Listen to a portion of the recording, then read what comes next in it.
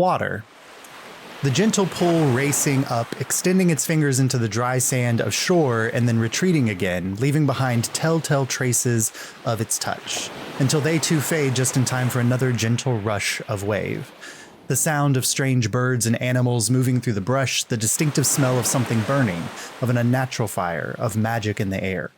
You open your eyes and peer down the white sandy beach, out beyond into the wine-dark waves, and beyond back hundreds of miles to a home you're uncertain you can ever return to.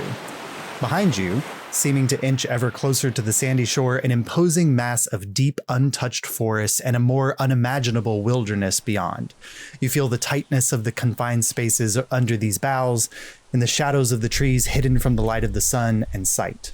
You feel the rustle of the wind through innumerable leaves and the distant crash of startled beasts. And as the sun begins to set from within its shaded confines, you're certain you also feel that you are being watched. Hello, and welcome to Casting Roles, where a bunch of theater nerds and good friends play a little D&D. We're so happy that you've joined us.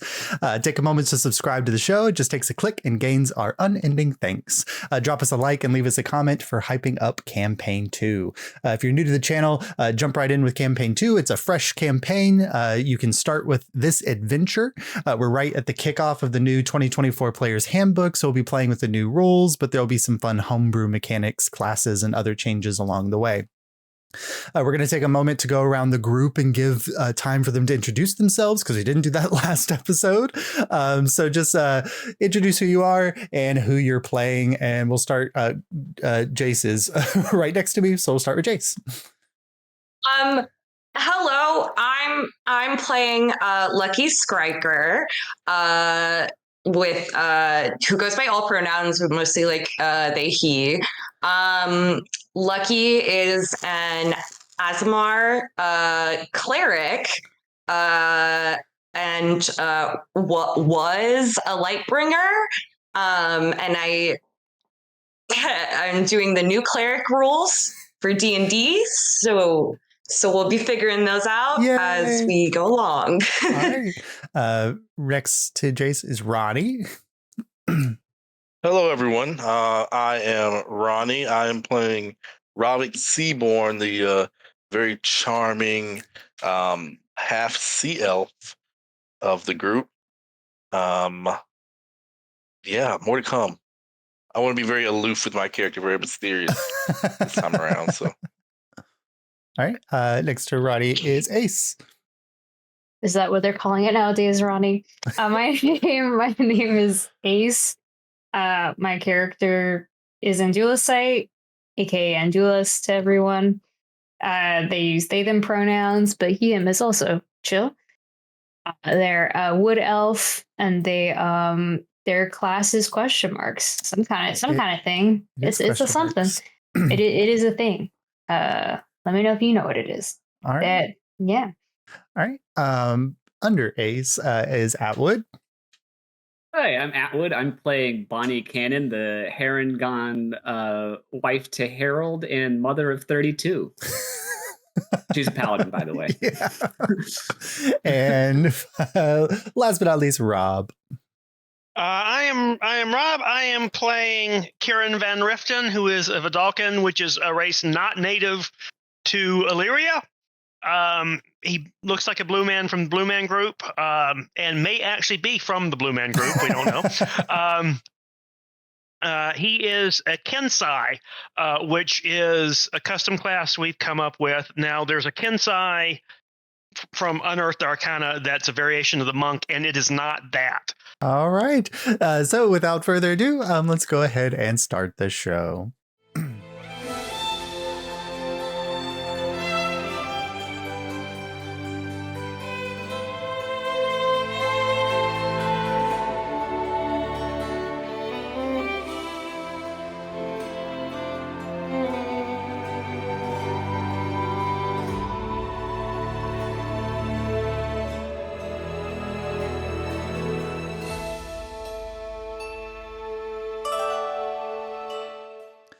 right, so last time, our crew of adventurers, members of an expedition to uncharted lands, found themselves on the receiving end of mysterious lights which had oft been reported in the sky around Highwall, and the subject of the mad ramblings of at least one survivor of a previous expedition.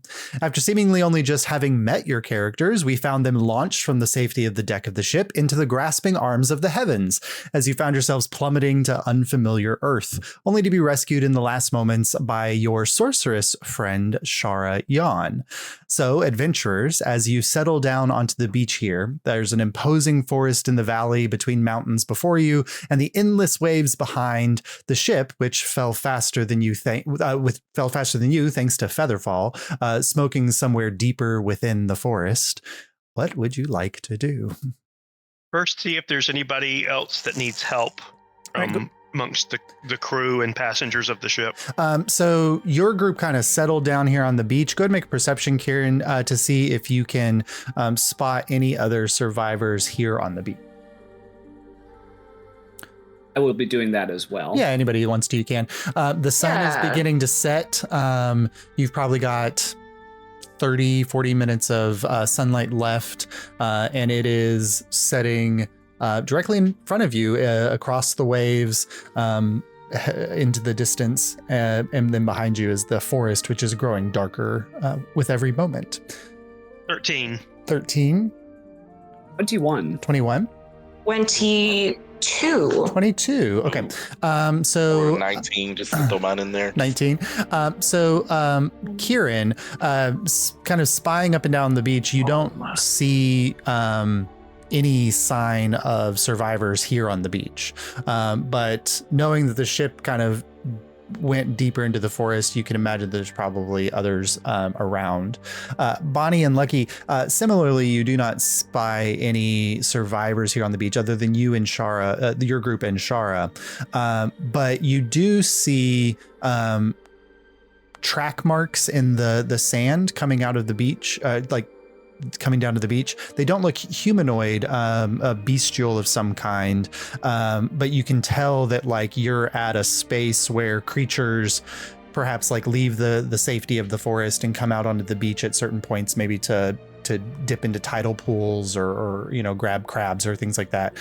So you're at kind of a thoroughfare of movement here in the wildlife of the area. Well, I hope Harold's okay.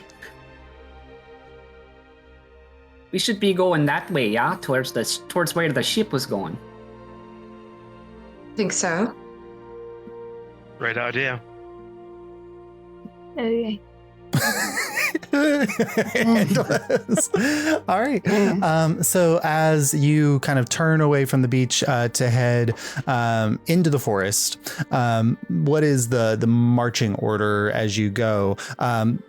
There's the foliage is fairly densely packed, and like maneuvering within the trees would maybe at best allow two people to go side by side, but would probably be easier for you to traverse single file. So what is the order that you're traveling?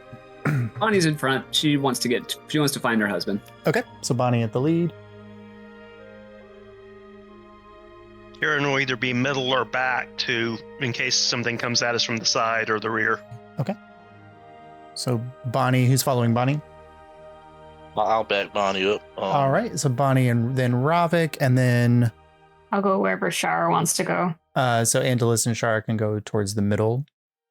And then I'll be towards the back with Lucky Kieran, and but like Kieran. right before Kieran, because cleric. Yeah. Yeah. So Kieran will lead us back.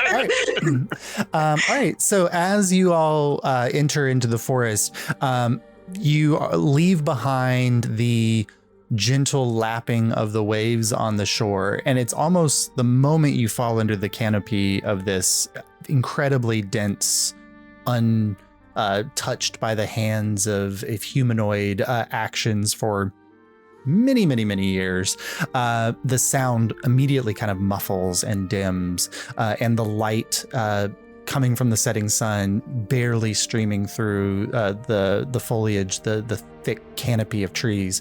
And you kind of just hear your footsteps making their way through the crushing brush, and occasionally something deeper within kind of moving ahead of you as you startle some creature or a bird flitting from branch to branch above you. Since you're leading the bunch, Bonnie, go ahead and make a perception check to keep tabs on the front. And Kieran, you can make a perception check to keep tabs on the back.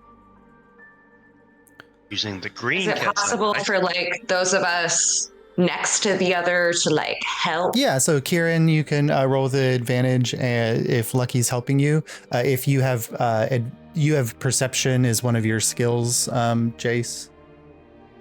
Mm-hmm. Okay, yeah, so then you can help Kieran. Ravik, is perception 14. one of yours? Yes. Then Bonnie, you would also have advantage. 14? That's okay. good. Yeah, I rolled a 10 and a natural 1. Oh, no. So- Get those out of the way. So the advantage definitely paid off that one. It reminds you to open your eyes to make the perception check. Yeah. I rolled a 6 and then a 21. So yes, thank you for 21. for your help. Yeah, well, the guy with no ears listening for sounds of attack from the jungle. I'm sorry. Wait, no, Josh, stop the game. Okay. How do you hear? No, Is it like the he's frog? got ears, but they're You basically got ear flat. holes like snakes. you have ear So- holes. Like Yes, Okay. I have ear holes, but I don't have ears for, which our ears do is collect sound and funnel it. So. Okay, I had to find out if you had ear holes or if you had literally nothing and you heard through like your tongue or some shit. Okay. Every now and then Kieran just sticks his tongue out. Maybe he's got tympanic membranes. Lord. All right. So, Kieran, you're keeping an eye at the back. Bonnie, as you're guiding the troop through, go ahead and also make a survival check so that you can to see how well your guiding is happening.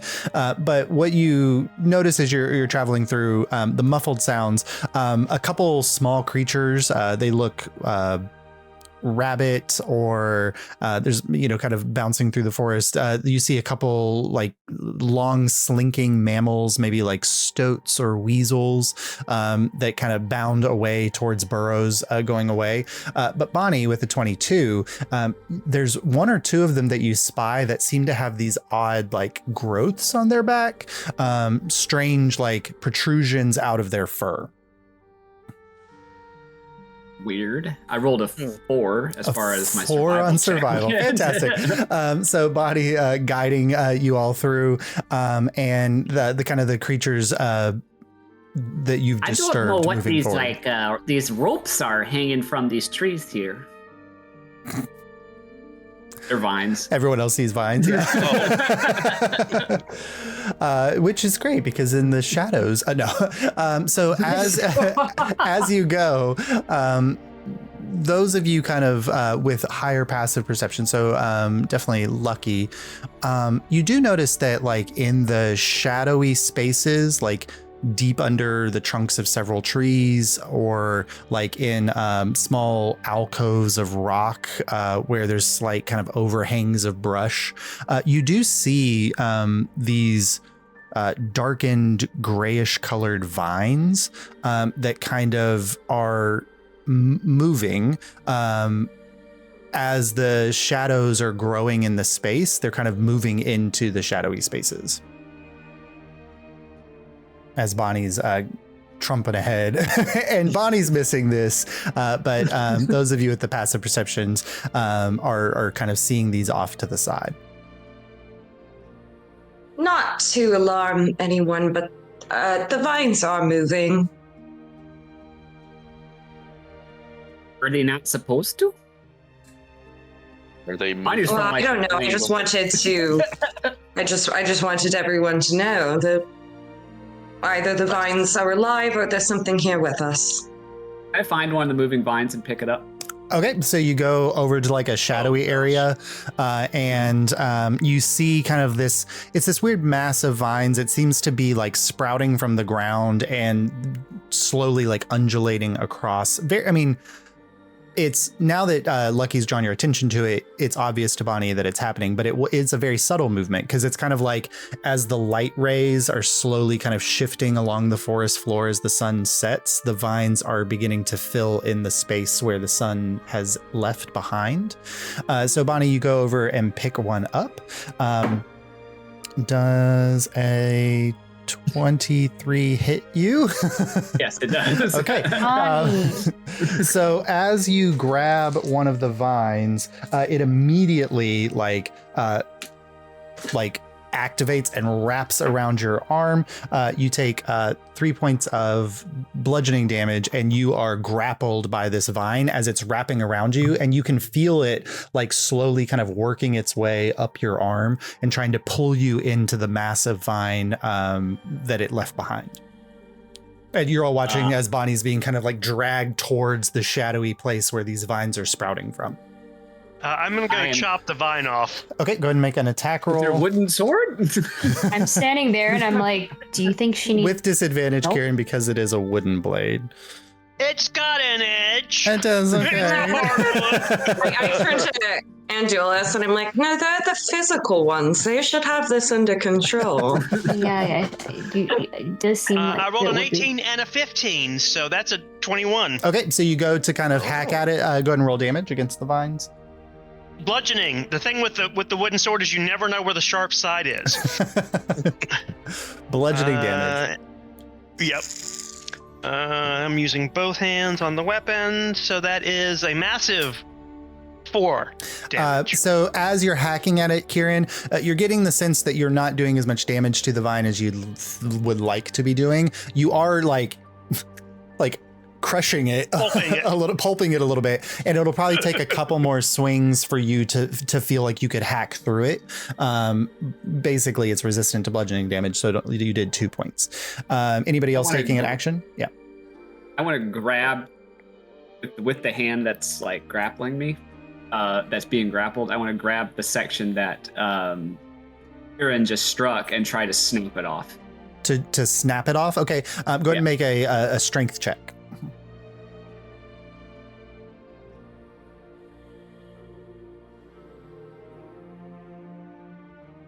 17.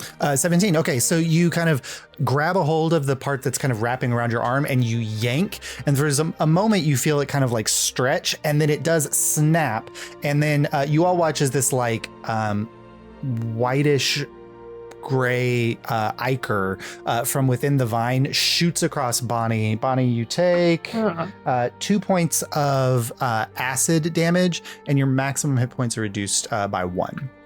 Jeez. Dang.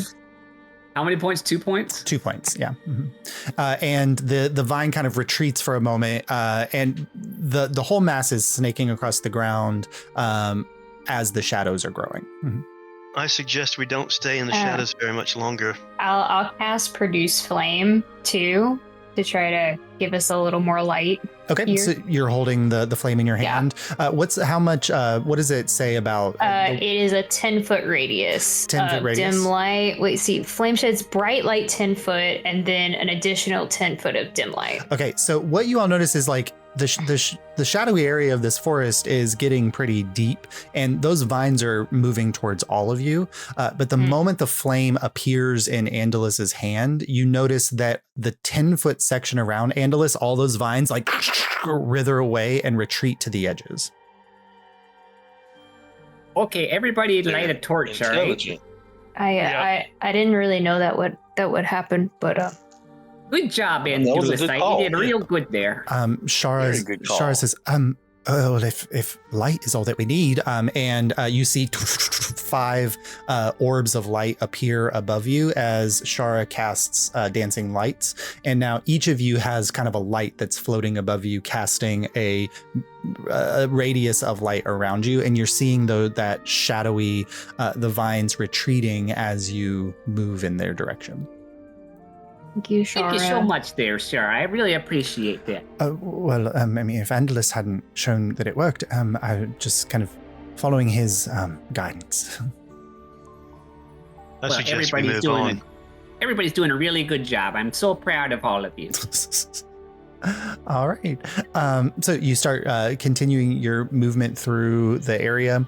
Bonnie, go ahead and give another survival check. And as about 20 minutes or so, or 30 minutes. Can I move up towards the front? Yes, you may. And just pat my hand on Bonnie's back and just go, "You're doing really well too, Bonnie." And I'd like to cast guidance on Bonnie because I know that is not what is happening right now. All right. So Bonnie, you've got a D4 to add to the roll. And then Kieran, go ahead and do another perception check for the rear with advantage because Ravik's helping you. Or that lucky's, or well, the lucky move. So Kieran, it's just straight roll. Yeah. It's a 5. Did you add your D4? With guidance? I added the 1 I rolled from guidance to it. 19. So Kieran, as you guys start moving through, the sun kind of mostly set at this point. What I got you, bud. You do see behind you, Kieran, is every now and then, just like in the light of the dancing lights, you do see like the glint of light off of the optics of creatures, whether the small creatures like a weasel or something like that, but they are kind of pausing and looking out of the light in your direction, but you're noticing that all of them are up in the trees. There's no creatures that are currently down on ground level within this forest. Bonnie, so you're trekking along through the forest. Doing like I do. Moving in the direction that you hope the ship you saw kind of slowly falling with its remaining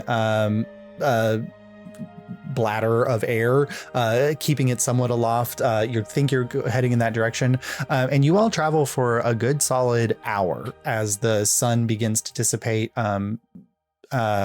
And darkness completely settles in the area, and Shara is continuously keeping dancing lights up, and you are getting the feeling that Bonnie may not be leading you all in the right direction.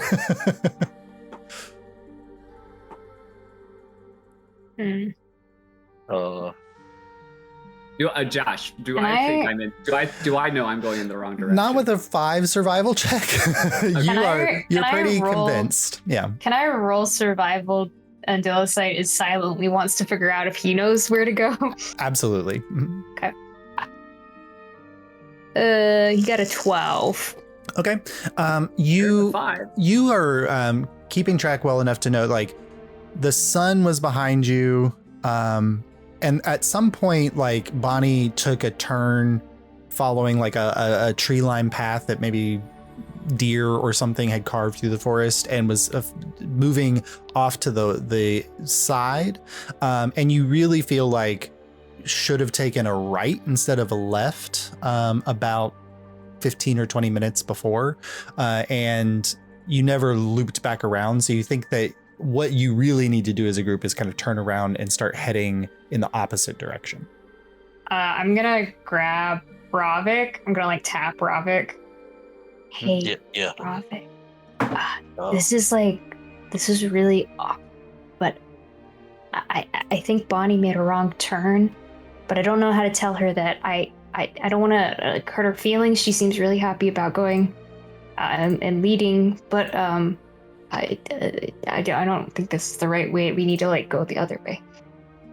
Do you think so? Moss grows on the north side of the tree, right? Or is it the south one? It's not that. That's not how Somebody moss works. chime in here if I know what I'm talking about. It doesn't grow on one particular side of the tree. It's just that's a phenomenon. Anyway. Does Andulicite seem like really sure about this? Can I do like an insight? Yeah. Well, if you're sure. These berries over here are red, so they're probably good to eat. Oh yeah, okay. So I got a 21. So do you eat the berries, Bonnie? No. Okay. If Andulicite's feeling like really strongly about this, and I can tell. If you rolled high, it's like he's sure in himself, but he's really nervous about how to get that point across to someone else. Is what you're feeling. Okay. All right. Like that's why he told you one-on-one. You seem confident. You know how to. He knows you know how to like talk to someone.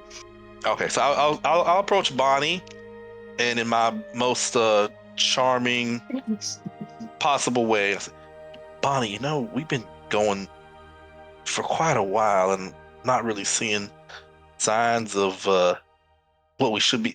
Maybe we should double back just to make sure we didn't miss anything. You know, it's easy traveling through these woods to really miss the key elements of what we're looking for. So why don't we just... Oh yeah, like you can't see the forest for the trees. I get you. Exactly. Well, maybe I can just persuade you to lead the group, and just to do a little U-turn, make sure we didn't miss anything. Oh, we're all friends here. Thank you for telling me. Let's all. Okay, everybody. We're gonna start heading back down the other way.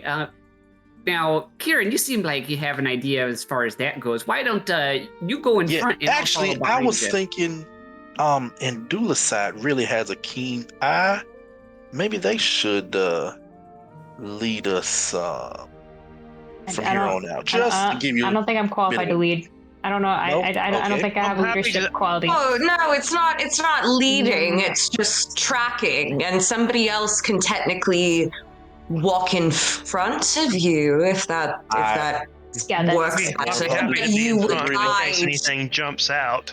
okay. Right, you would You just just tell me guide which that way to go. person. Okay.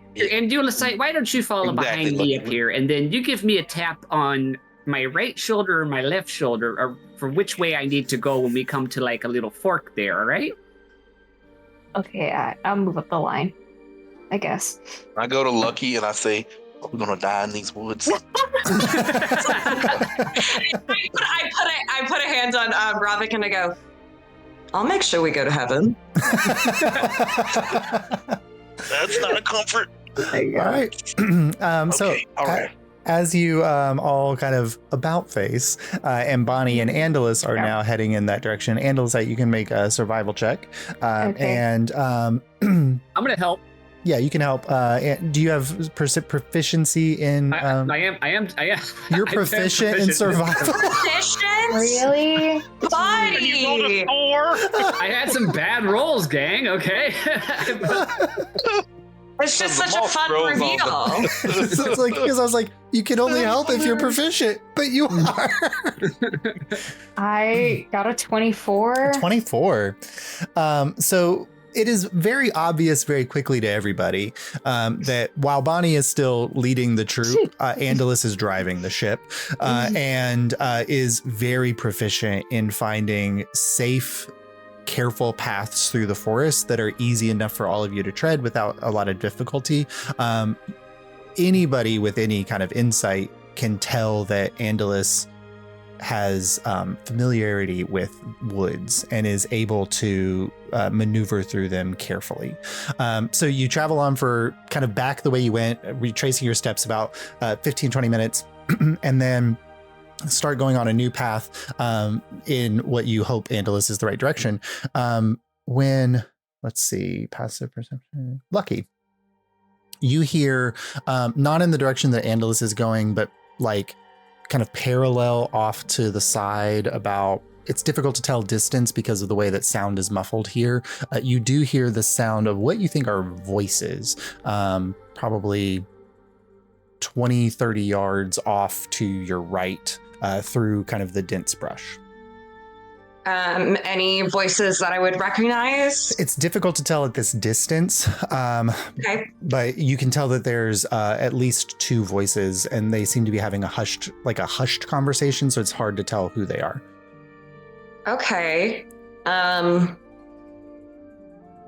I'm going to turn to the group, quickly analyze everyone, and go, Ravik, come with me. I want to see something. And I just drag Ravik away. Okay. Shara sends the orbs along with you so that you guys have light as you go. I cast light so she doesn't have to. Oh, perfect. The orbs can stay here, and then I keep So light. you've got your light. I see them yeah. leave. Yeah, Lucky. You see Lucky and Yeah. Ravik kind of Okay, peel tell off to the everybody side. that we're going. Okay. Well, hold on. What? I'm gonna have everybody sit Why tight don't we for a wait moment. here and see what situation develops? Oh, okay. That happens. Perfect. All right. So Lucky, Ravik, you head off. And I will tell Ravik that I will be like, I heard voices. I don't. You seem like you know how to be the most inconspicuous out of our most conspicuous friends here. So I thought you'd be more useful in this than Behind you, you me hear, one. Who- Sing campfire songs. Oh, well, that'll be a good distraction while we sneak up on whoever's watching us. So, ugh. There we go. All right. So you guys moving through the forest stealthily? Yes. All right. Go Yes. make a stealth check. Now you would think I was a lot more stealthy. Oh no, okay, right. 20, not natural. Okay. And Lucky. I got a 14. 14. Okay. So as you you all see Ravik and Lucky kind of their light going off into the woods, and the denseness here kind of swallows the light almost immediately once they're 10 yards or so deeper in. But Kieran, Andalus for sure, Kieran as well, you can hear the retreating sound of their footsteps deeper into the forest. Lucky and Ravik, you are making your way through and getting closer to where you think the sound was coming from, when through the trees you do see what looks like torchlight. And now that you are closer, the hushed conversation of voices has now turned into much louder, not trying to hide their voices, as you see torches like violently moving in front of them and kind of slapping on all sides. As through the forest you see the blacksmith, the tall female Goliath, Cora Artania, and also the half-orcan cook, Ort, are both standing there kind of like they've got packs on their backs that are the Nuavian style jetpacks that they use to get down off of the ship. And they are violently moving torches in both hands off, trying to scare something away. You can't see you because the light is, glaring and hiding your vision. Okay, well, do I have any light-based? I don't think I have any. I mean, I have a lot. It is in the name. So I Oh, will. no. I would like to move up and call out to them, like, it's Lucky and Ravik. Do you need assistance? The moment you kind of call out, Cora kind of turns like with her back to Ort, and she says, Lucky, Ravik, yes, if you can, please, come quickly. We don't know, these small creatures suddenly attacked us as we were coming through the forest. And you see, just like now that you've moved closer, like jumping out of the way of the torches, you see these small reptilian style creatures. They kind of look like small chickens, but with no feathers and very reptile, like 2 legs, small little arms, like a extended beak, of very sharp teeth, and they are small lizard-like creatures, like jumping at them, and they're kind of swatting them away with the fire. But you also see that like they have jumped out of the trees, and that there are more up in the trees just ready to jump down, and that the ring of firelight that they're creating is protecting these small creatures from the vines that are right outside the ring of firelight.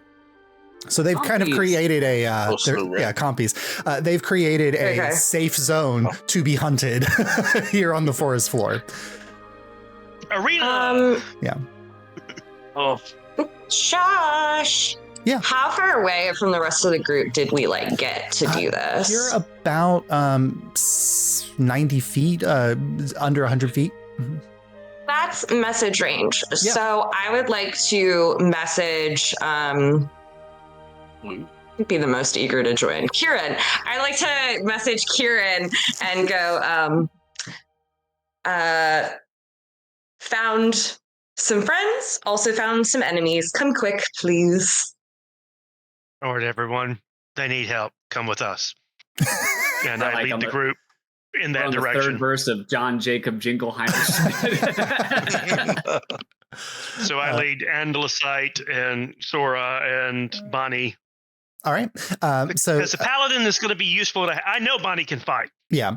All right. So as you kind of trudge through, I just thought about who would be the most like excited. you called to, right. He's not the Yeah, most you're like, right, you're fight.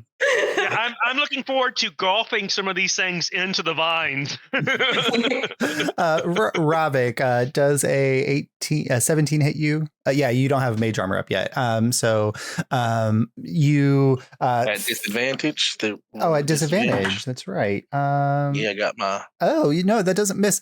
So Ravik, you do feel like as you're focused on Cora and Ort, you do feel like something like leap up and hit the back of your pant leg, and it just can't bite through the fabric of your pants, as this like very tiny creature has now latched on with its like very sharp little mouth to the back of your leg. It is just kind of swinging there for a second, like and then it like releases and jumps off and like runs off into the darkness. As you immediately see two others that are about to jump in your direction as well. You can react to this.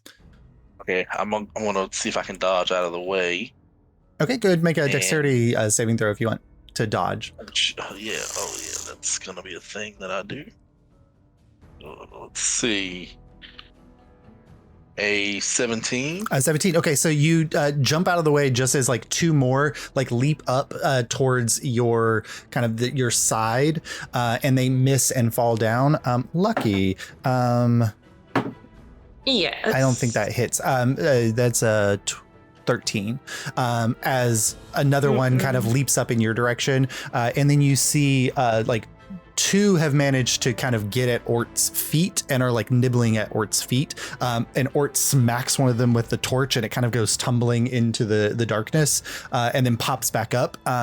And you're seeing now, like, with the amount of light in the space and the open area where the vines have been pushed back, that you're probably dealing with like 20 to 30 of these creatures like hopping out of the trees and diving in your direction.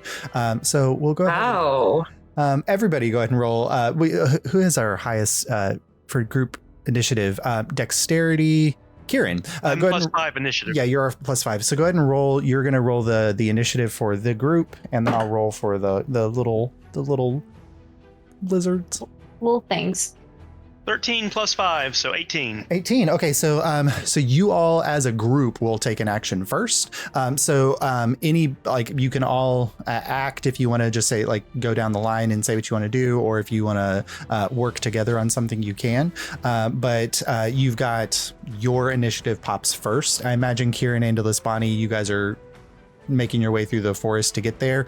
Yeah. I think on this round, if you all dash at the end of the round, the three of you would be at the spot of the fight if you want to use your action to do that. So let's Lucky do it. and Ravik. Yeah. I will.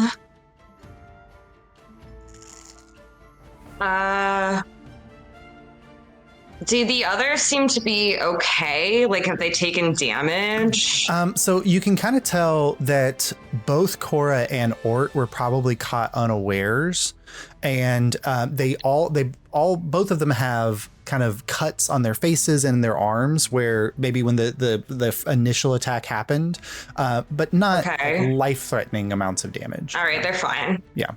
Okay. Then I would like to. I guess I'll just go ahead and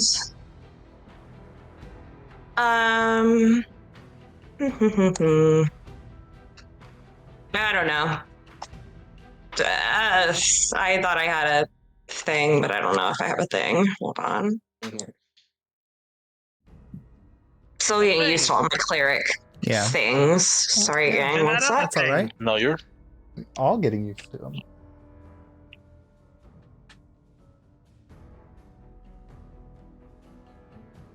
Yeah, I'm looking at mine now, so I'm like, Yeah, I'm like, what do I have? I miss Abel. This is Right? I'm like, Mara would have just started swinging. Now I gotta Thanks. Level 3. That's the great thing with the Kensai. I got a stick. No ranged, no magic. Are we level 3 now? Yes. Yeah, you What? guys leveled up at the end of the sessions. Yeah, we've been level 3, partner. Did I not level up? I don't know why. Okay. I must have forgot to do it. I'm stupid. Okay. That's okay. I think you leveled up your stats. I just think you forgot to change level 2 to level 3 on You know your what? sheet. That is what happened. Yeah, because based on did level up. I the was number like- of hit points you have, that's probably your level 3 stats. Yeah. You know what? I'll just do spiritual weapon. That's what we'll do. We'll get spiritual weapon going. What does Lucky's spiritual weapon look like? What a great question, Josh. I'm so glad you asked. Lucky's spiritual weapon looks like it's like it kind of looks like a cross between a sword and a throwing cross.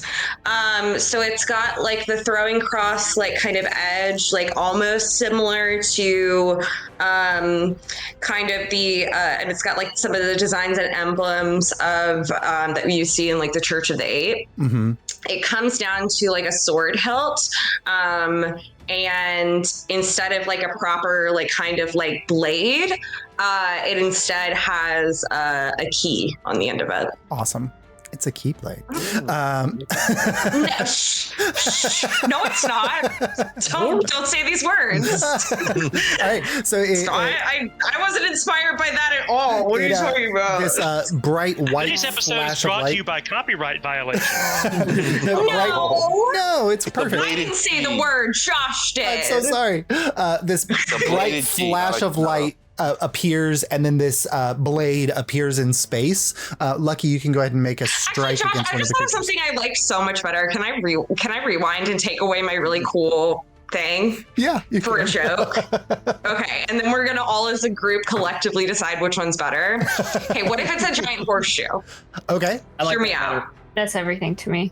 I think that's really good.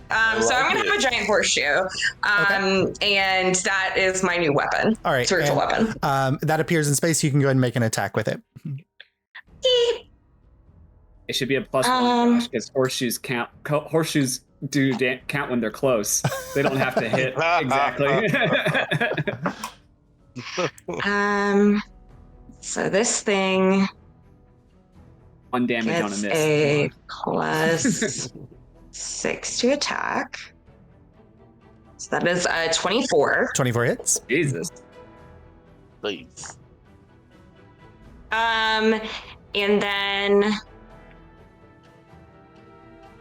okay, and then it takes 1d8 plus my spellcast modifier, which is 4, so that takes 11 points of damage. 11 points damage. You watch as one of the small creatures like gets clobbered by the horseshoe and just kind of flips through the underbrush out of the light, and you hear the sound of the vines like over the top of it, and it disappears in the vines. Ooh, okay. Ooh. Good to know. Anything else with your turn there? I think. Are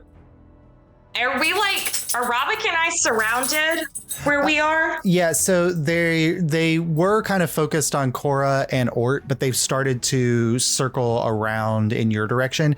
The back way is still kind of open, where your friends are rushing in at this moment from behind. But if I were to move, I would get an opportunity attack. So yeah, basically there's enough of them kind of moving around the area that if you tried to move out of the space, they would nip at you. Then I will hold ground, and that's all I do. All right, cool. Ravik, what would you like to do? Robert's in a bonus action, can I summon a weapon with both of my rods, or is that just with the one? Just one for now. Yeah. Okay, all right.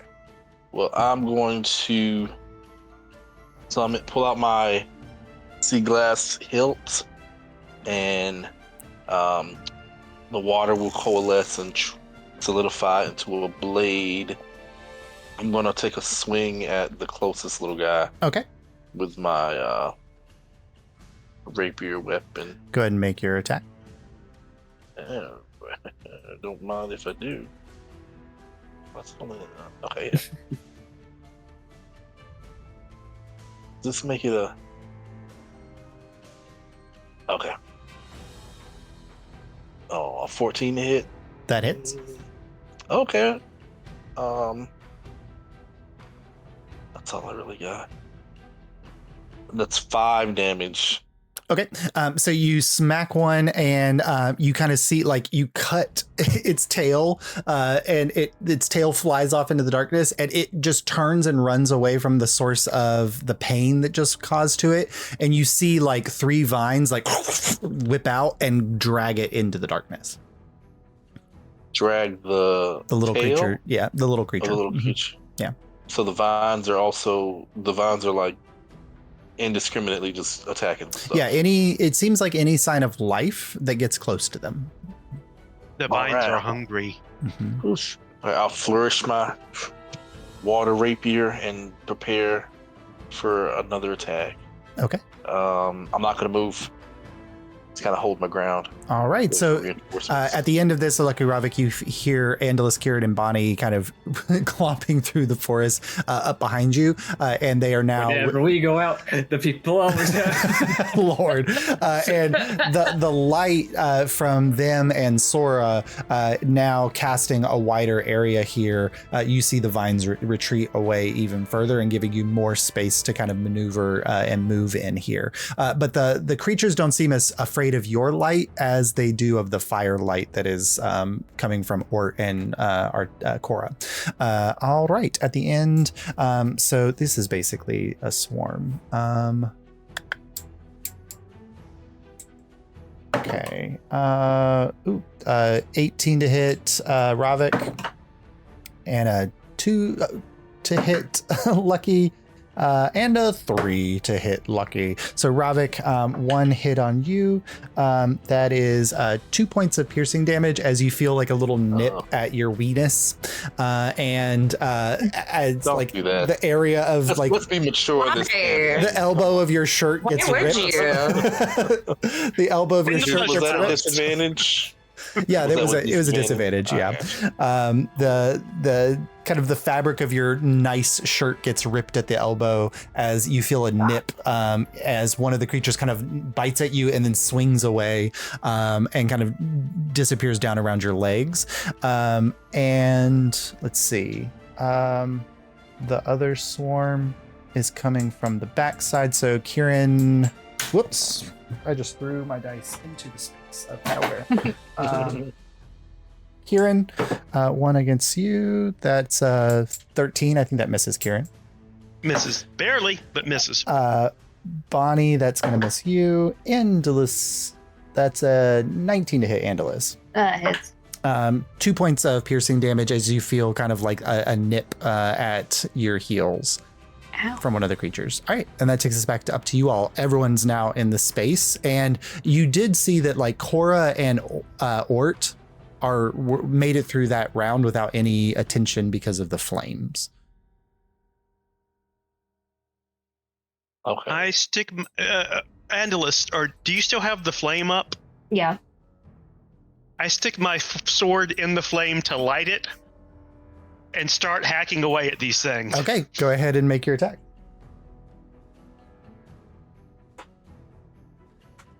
That is a 15. That hit. Do I get any bonus for the fire? So yeah, you could add an extra D4 of damage from the fire. Okay, so that is 4 plus total of 5. Okay. So one of the creatures, like you hit it and it is scorched and runs away into the darkness, and you get the sense that it panicked into the vines and the vines took it. That works. All right. You guys all have the same initiative, so Bonnie, Lucky, Ravik, Andalus, you guys can go next. I'll take a hit with my spiritual weapon. Okay, go ahead. first. Do you get to attack as well as the spiritual weapon attack, or does it count as your attack? Oh, sweet. It counts as my bonus action. Yep. Spiritual weapon is awesome. I don't know if it will work. So, the spiritual weapon got a 15. That hits. Okay. And because Nice. I didn't do this last time, but it is a bright weapon. Go ahead and add a D4 to it. Yeah. Okay. Because it is so made that's it's made of light. So yeah. 15 damage. Okay. One of the creatures like doesn't even like have an opportunity to run away. Like it just gets crushed, and you see it kind of fall limp there. This small little creature. Okay. And Sorry, you have an a little action. whining dog in my lap. And then I will.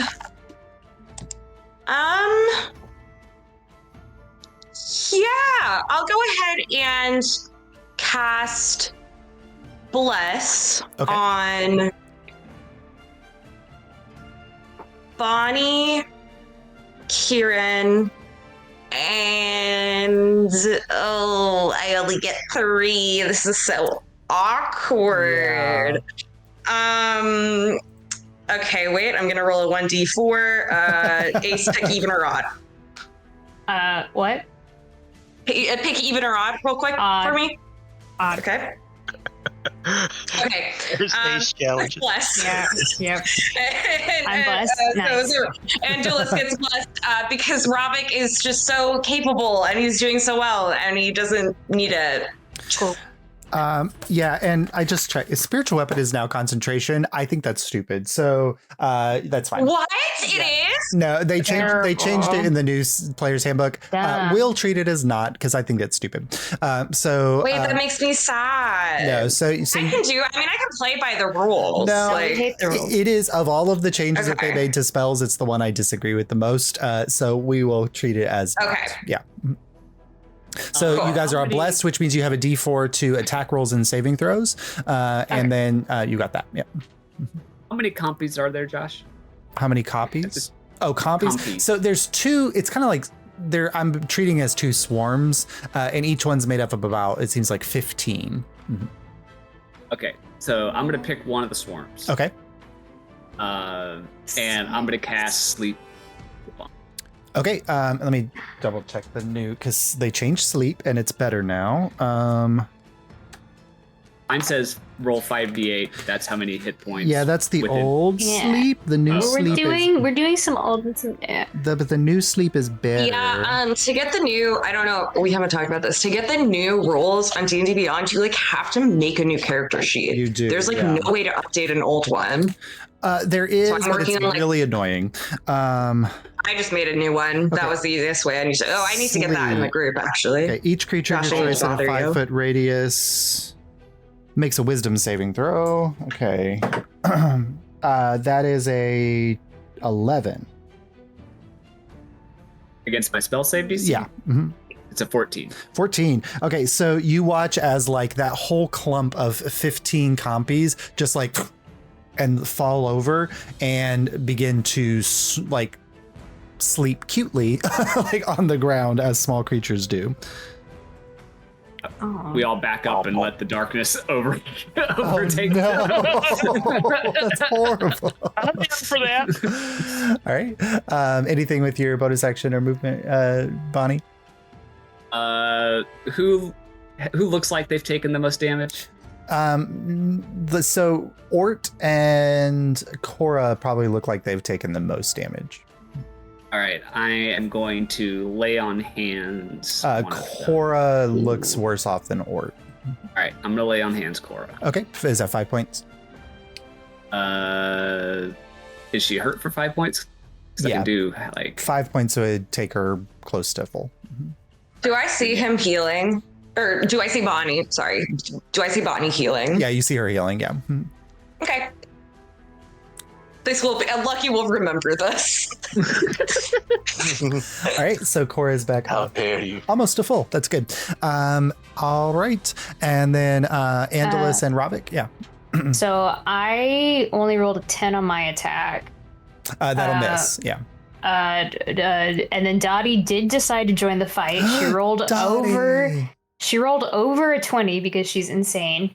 And so she does 2 damage. 2 points of damage. One on him. Yes. Yeah, kind of. You just watch now as a large chicken, about the same size as the little lizard creatures, like flies in and just starts chasing one of them around in the firelight, and is tuned into one of the compies. Ravik.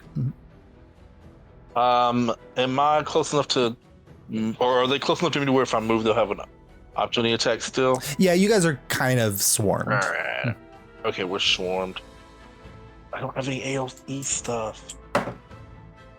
All right, I'm just gonna take my stand. I don't either. That's what was driving me crazy. Yeah. I have access to like no AoE stuff. I was like, why didn't I pick anything? I didn't have anything to Yeah. pick. Oh, you don't have spiritual Or the guardians yet? That's third. Oh, is it? Yeah. Spiritual in second. Oh, so you won't get that till level 5. Yeah. Mm-hmm. How many of these do I have? I could just move. No, I'm not gonna do that. Arms of Hadar, Ravik, you've got. Ooh, I love Is that that. AOE? Yeah, it hits everything within 10 feet of you. Mhm. Well, we'll try that. I'll do as my action Arms of Hadar, and just pointing my rods at the ground. Just like a surge of water will shoot out, and then around me within 10 feet, these like tendrils of dark water will appear, doing necrotic damage. Is it a saving throw? Strength saving throw. Oh, okay. Necrotic damage to anyone who fails a strength saving throw. It's a failure for the first swarm and a failure for the second swarm. So go ahead and roll So that's- your full damage. Of And you were able to move so that you didn't hit anybody else in this space without. course, I moved out moving within the swarm. Yeah. of the range of. Oh my god, so many ones. 5 necrotic damage. 5 necrotic damage. However, that's Yeah. 5 full damage to all of the.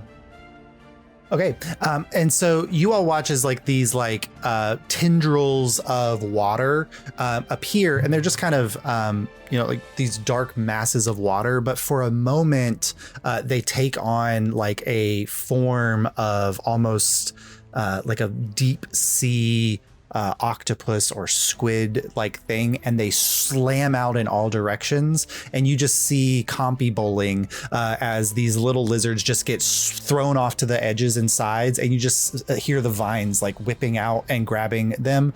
At this moment, you see like they start to hop back up into the trees with vastly diminished numbers, and as a moment goes, an AoE as a great way to scatter a swarm, you start to sense that like they think that there's probably easier pickings somewhere else, and quickly it quiets down. I extinguish my sword because I don't want it to burn away. Yeah. And Ort kind of turns. Thank you. Josh, I have a question. Yes, go ahead.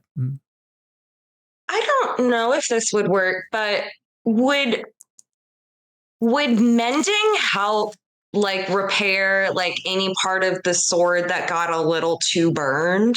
Yeah. Like would that do something? Yeah. Okay, I do that for Kieran. Okay. So Thank you. Lucky comes over and heals your sword. Mhm.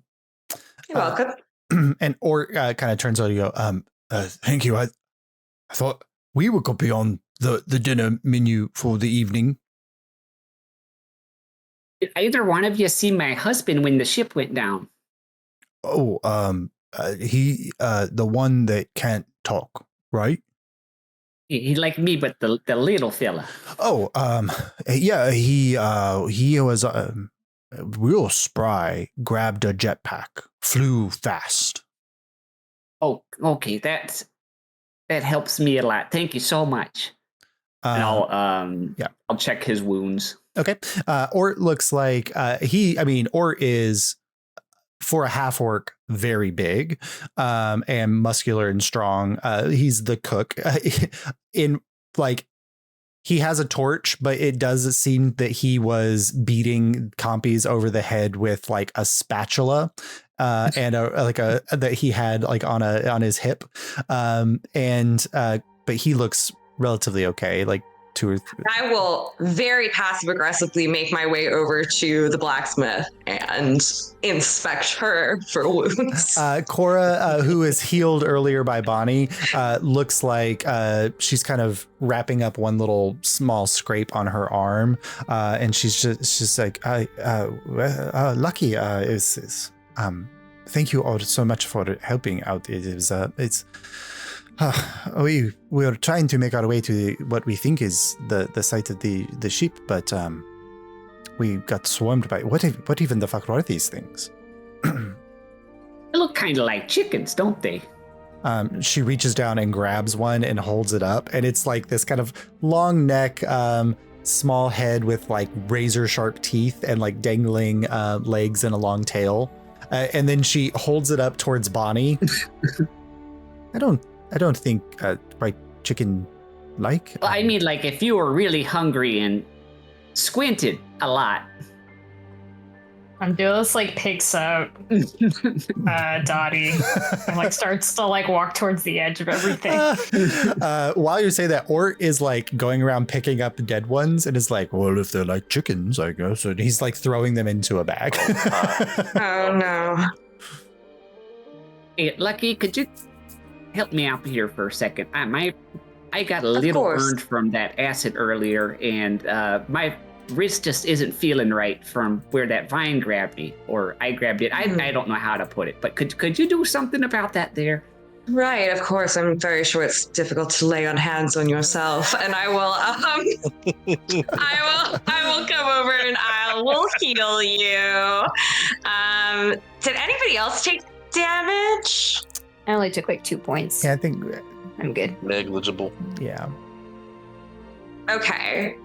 Because I do have a divinity thing I can do to save spell slots, so I'm just kind of asking. But how many did you lose, Robik? Just two. Okay, then I'm not going to do that, but you'll live. How many did you take, Bonnie? What do you need? I took total. Trying to get a feel for what you need. I took a total of 5. 5? Okay. Then I will. Yeah, I'll just give you a little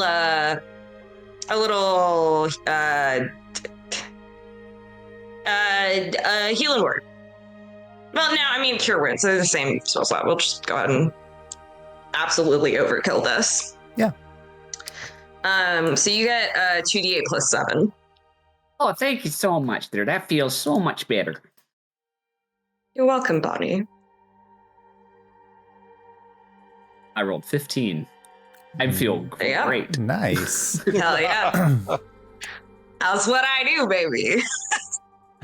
All right. So as things kind of quiet down, you are looking around the area. Now you've got Sora, the blacksmith, and the cook with you as well. And the fight didn't seem to draw attentions of anybody close by or any larger creatures. Anybody would like these are creatures that you've never seen before. I don't think any. Ravik, you make a history check for me, Ravik. I'm going to take the dog out because she's going to explode if I don't. Sure. Oh. Thank you, exploding dog. Natural 20 for 22. 22. Ravik, you recognize these. Native to Vanishing Isles, there are dinosaurs in the Vanishing Isles, and hadn't heard that there were some native to High Wall, but these do seem to be small, very small dinosaurs called compies that tend to hunt in packs and are opportunistic hunters. Yep, I'll sort of relay that to the group. While they're not chickens, they're very similar. They run in packs and they hunt anything they can get their little teeth around. So I guess if we see them again, we want to steer clear. Okay. Angelus, from a natural point of view, as you see some of these, especially like the ones that Orts are picking up, you do see a couple of the compies have weird protrusions coming out of their like skin. Can I inspect this? Yeah. For shenanigans? Go ahead and make a nature check. I rolled 18. So like before Ort can get to one of them, you kind of go over and spy one of the small creatures. And as the light hits it, the protrusion shimmers and there's like a little, like a glint. And when you pick up the creature in your hand and are looking at it, it has gemstones like seemingly growing out of its back. Guys, I don't. This isn't like a normal thing. I like pointed out to them. Do we recognize the gemstones? They looked like very like kind of like the rock that has maybe very small emerald cluster on one of the side, and then maybe one has kind of like a rock protrusion with a very small like ruby cluster. All right, I'm gonna harvest all these. Okay, go ahead and make a survival check to harvest. I want to see if I can get a few Finders from myself keepers. as well. Finders keepers. Hey, I found them. I think I should keep them. How about you keep the one in these, and I'll go find mine. Make a perception check, Ravik, to see if you can see any of the other ones, or if you can try to convince Ort to show you the ones he's collected in his bag.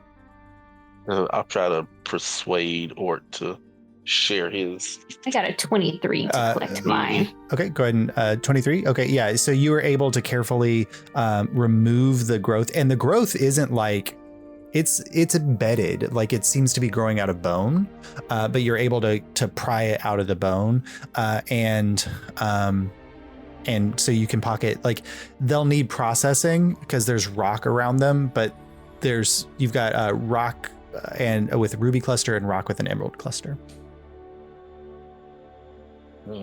Yeah, I rolled a 24. Can I convince Ort to share his protein for the next meal? Ort says, Ravik, I'm the cook. Everything that I make is shared with the whole crew. Yeah, but the gem portions, I don't think you want people to crack a tooth on your meal. How about we just dig a few of those out so I can hold on to them and do some research? He kind of reaches in and grabs like the handful of ones that he's produced, and he's looking. He's like, "Oh, I didn't realize these were rock." And he hands you two of the creatures that had the growths. That's extremely scary. And the other ones didn't have any growths, and he puts them back into his bag. So you have two. This explains that stone soup we had on the way over here. You can make a survival check to see if you can carefully extract these. Sure will. There's one has only one growth and the other one has two. Mm-hmm. And these growths are different. Like one of these looks like it has gold in it, and the other one looks like it might be sapphire. Mm-hmm. A 15. Okay, you're carefully able to pop off, and so you have one cluster of rock that has gold, and whether it's like a vein or is actually like a nice nugget of gold, you have one of those, and then you have two rock clusters that have sapphire embedded in them. Sapphire rock, and you can gold rock. Give the compies back sapphire. To Ort, and he'll put those back into the bag. Mm-hmm.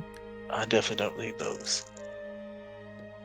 I'm just no good at this. He's got like some gemstones and some gold, and I got some boiling acid.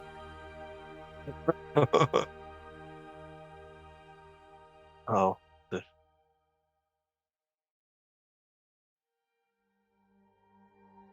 All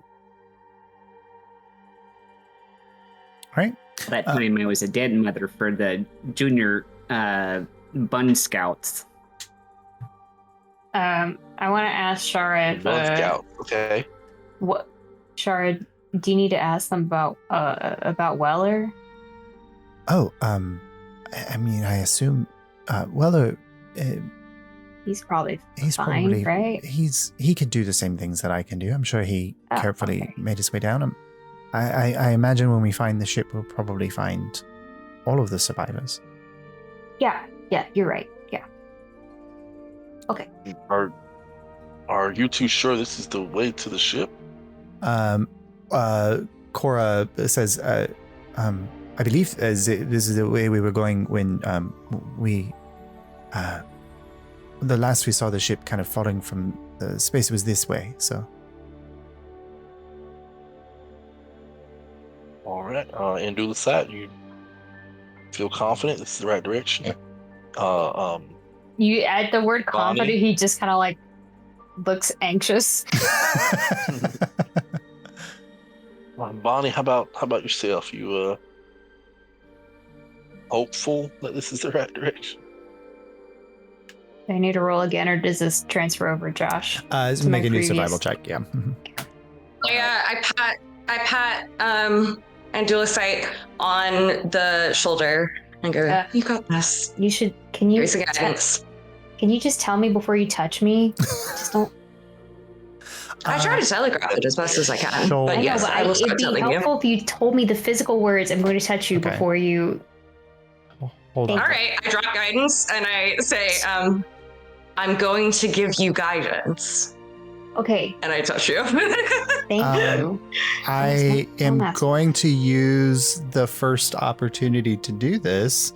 Oh. And no. I'm sending Lucky a private message. You've angered the Oh. we've angered Jesus, the what are you DM. doing? Anybody hear, you I can't hear love what I'm it. saying right now? Okay. Okay. All right. Am I looking for this on Discord? Hold on. Oh, the one you just got was wrong. Josh, Okay. your sound. Where is it? When you He's touch speaking the what- message. He's you touch recording Angelus's something for shoulder, me? Oh, you notice that, cool. Oh, pressure. shit. shoulder Oh, doesn't seem to be quite in the fuck right me. place. Okay, And it hold feels a on. little strange. It's Too much so pressure. I can't. I don't want this. I don't want this. Check Skip your my private conversation. Discord channel. Yep. You got a whisper. Oh, Wait, okay, wait. Shit. Oh, fuck. I'm trying to everybody go quiet for a minute. Hold on. Everybody go nonverbal. Let's see how you look at my sister. The first one I messed up because, but the second one is the right one. Mhm. Are you singing Hamilton? Yes. Yes, I. I adore you. Oh no! Or Scoot looks Noted. concerned. The shocked silence is what. All right. So, Andalus, you have guidance. You can add a D4 to your roll. I got a Oh, 12. gosh. 12. I think I was nervous when he said to be confident. Okay. Well, Well, Josh, can I do an insight check based on what yeah, absolutely. Mhm. I just. Okay. Sorry, Mike, I have to lower my concern because this dog is getting squirmy. It's fine. Yeah. Mom, what's wrong? Are we in danger?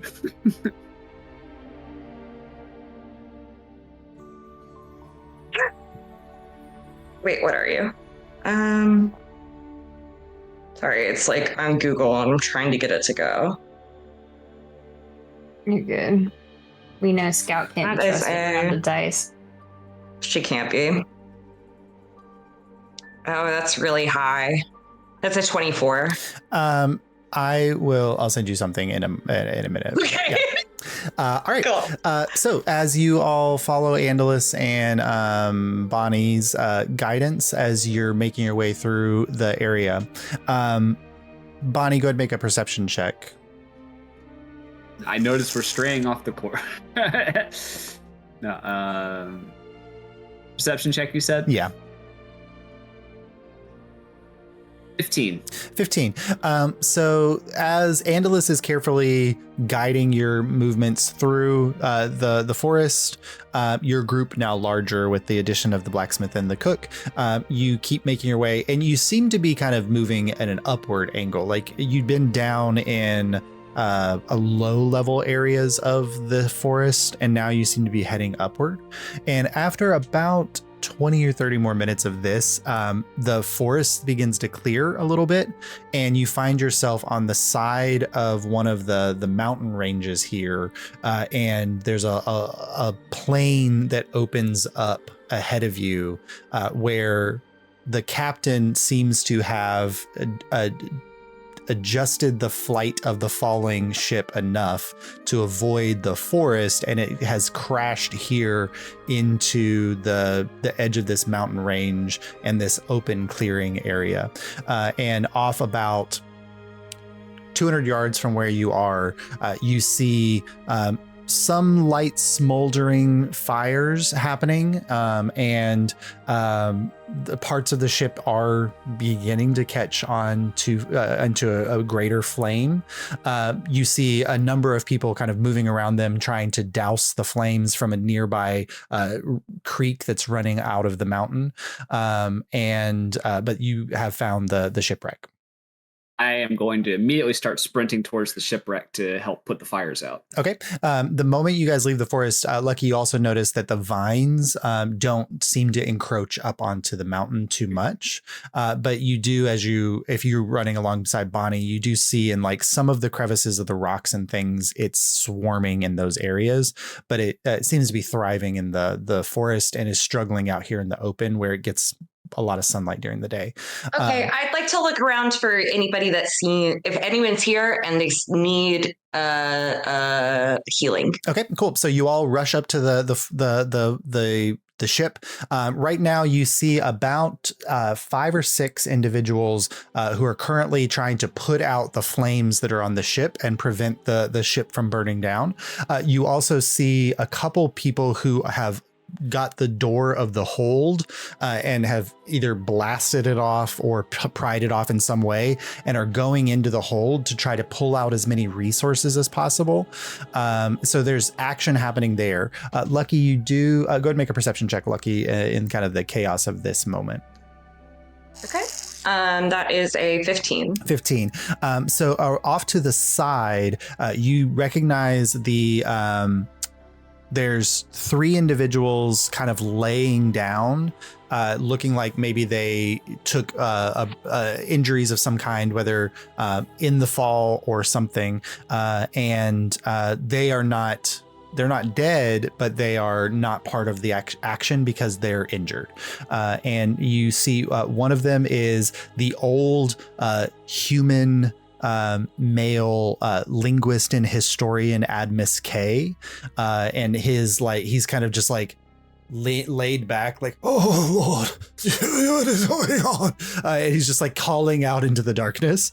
Next to him, you see unconscious but still alive, the one who would be healing everybody, the healer, the druid rowing Glade, is knocked out next to him. And then you also see the cartographer, a male human with auburn hair and a little beard, is kind of seems to have broken his leg and is nursing that while they're there. So if you want to take care of them, Lucky, you can head in that direction. Okay, I do that. Yeah. I'd like to use Channel Divinity Preserve Life on them, Okay. And split it between them so they would each get 5 or up to half of their max. Okay, so 5. It's no more than half of their max. Yeah, so I should clarify.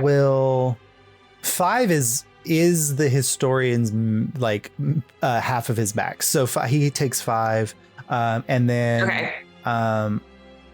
Rowan. Okay, so that'll heal Rowan up 5, and then They all heal at 5. Yeah, I'm just or trying to they get to their max, their half their max. Yeah. Okay. Oh yeah. So And if we need more, then I can do they more. can all take 5.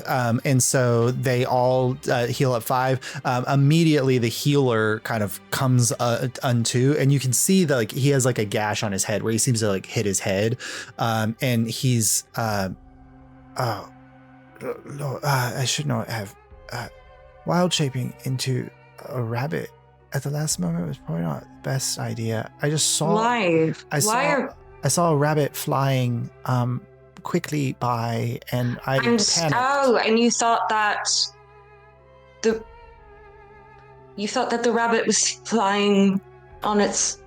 Have you ever met Bonnie or Harold in your time on the ship? Was that something that you encountered at all? Oh, you think that was Bonnie? No. You know what? I think you maybe need to just sit here and collect your. You might be concussed. You just take a rest. I'll hand him some water or something. Well, he kind of like reaches down and touches the broken leg of Karthus, the cartographer, and he casts cure wounds into it. And so taking the part that you had done to like stop Karthus's bleeding with your spell, building on that, the healer kind of finishes the job, and then he just leans back and like is holding his head as they do that. So do any of them need like just a little bit more? It looks from looking like at them? so you can make a medicine check if you like, because if you're just going off with the way they sound, Admus seems like he might be dying. He's my I just can't.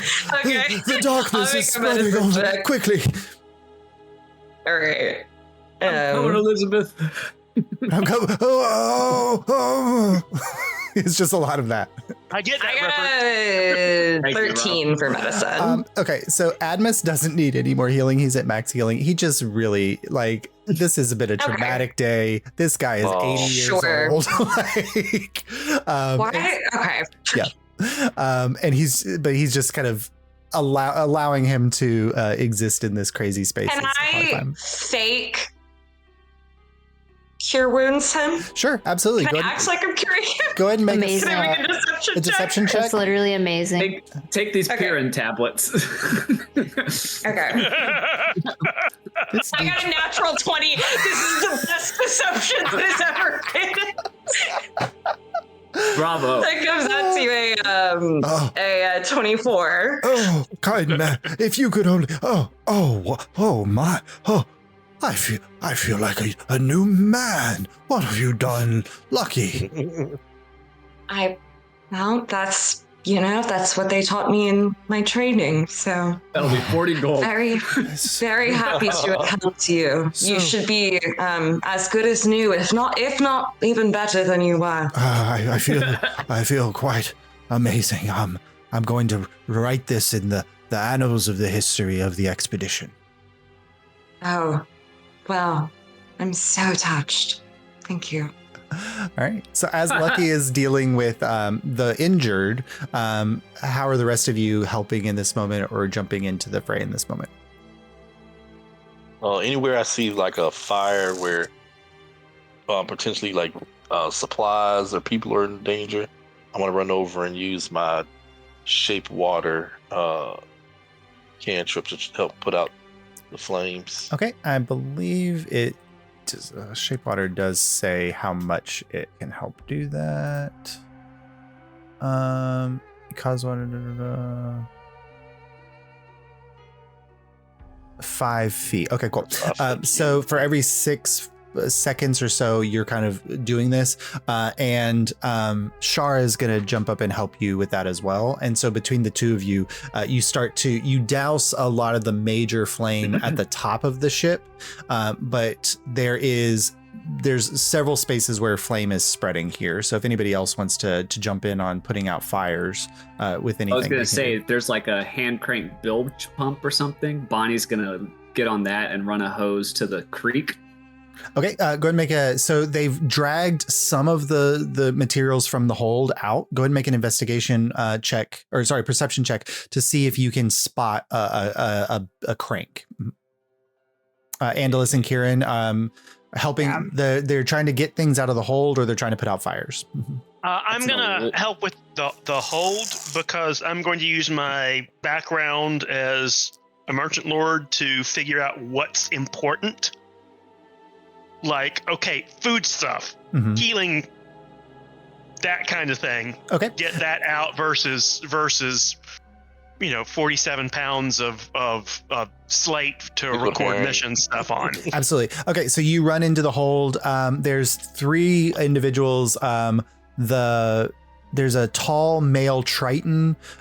There's a small gnome, and then the quartermaster, the dwarf Yavala Gale, is kind of running in and directing things as well. You run in and the quartermaster says, "Hi, Kieran. So good to see you. If you could do anything that you can to get the big things. This damn cart is in the way of most of the stuff that we're trying to get out of here." And you see that she's trying to move like this large, like, covered cart out of the hold or out of the way of a lot of the things that are there, but you can scoot by it and check the space beyond. Go ahead and make a perception check with advantage because of your ability there.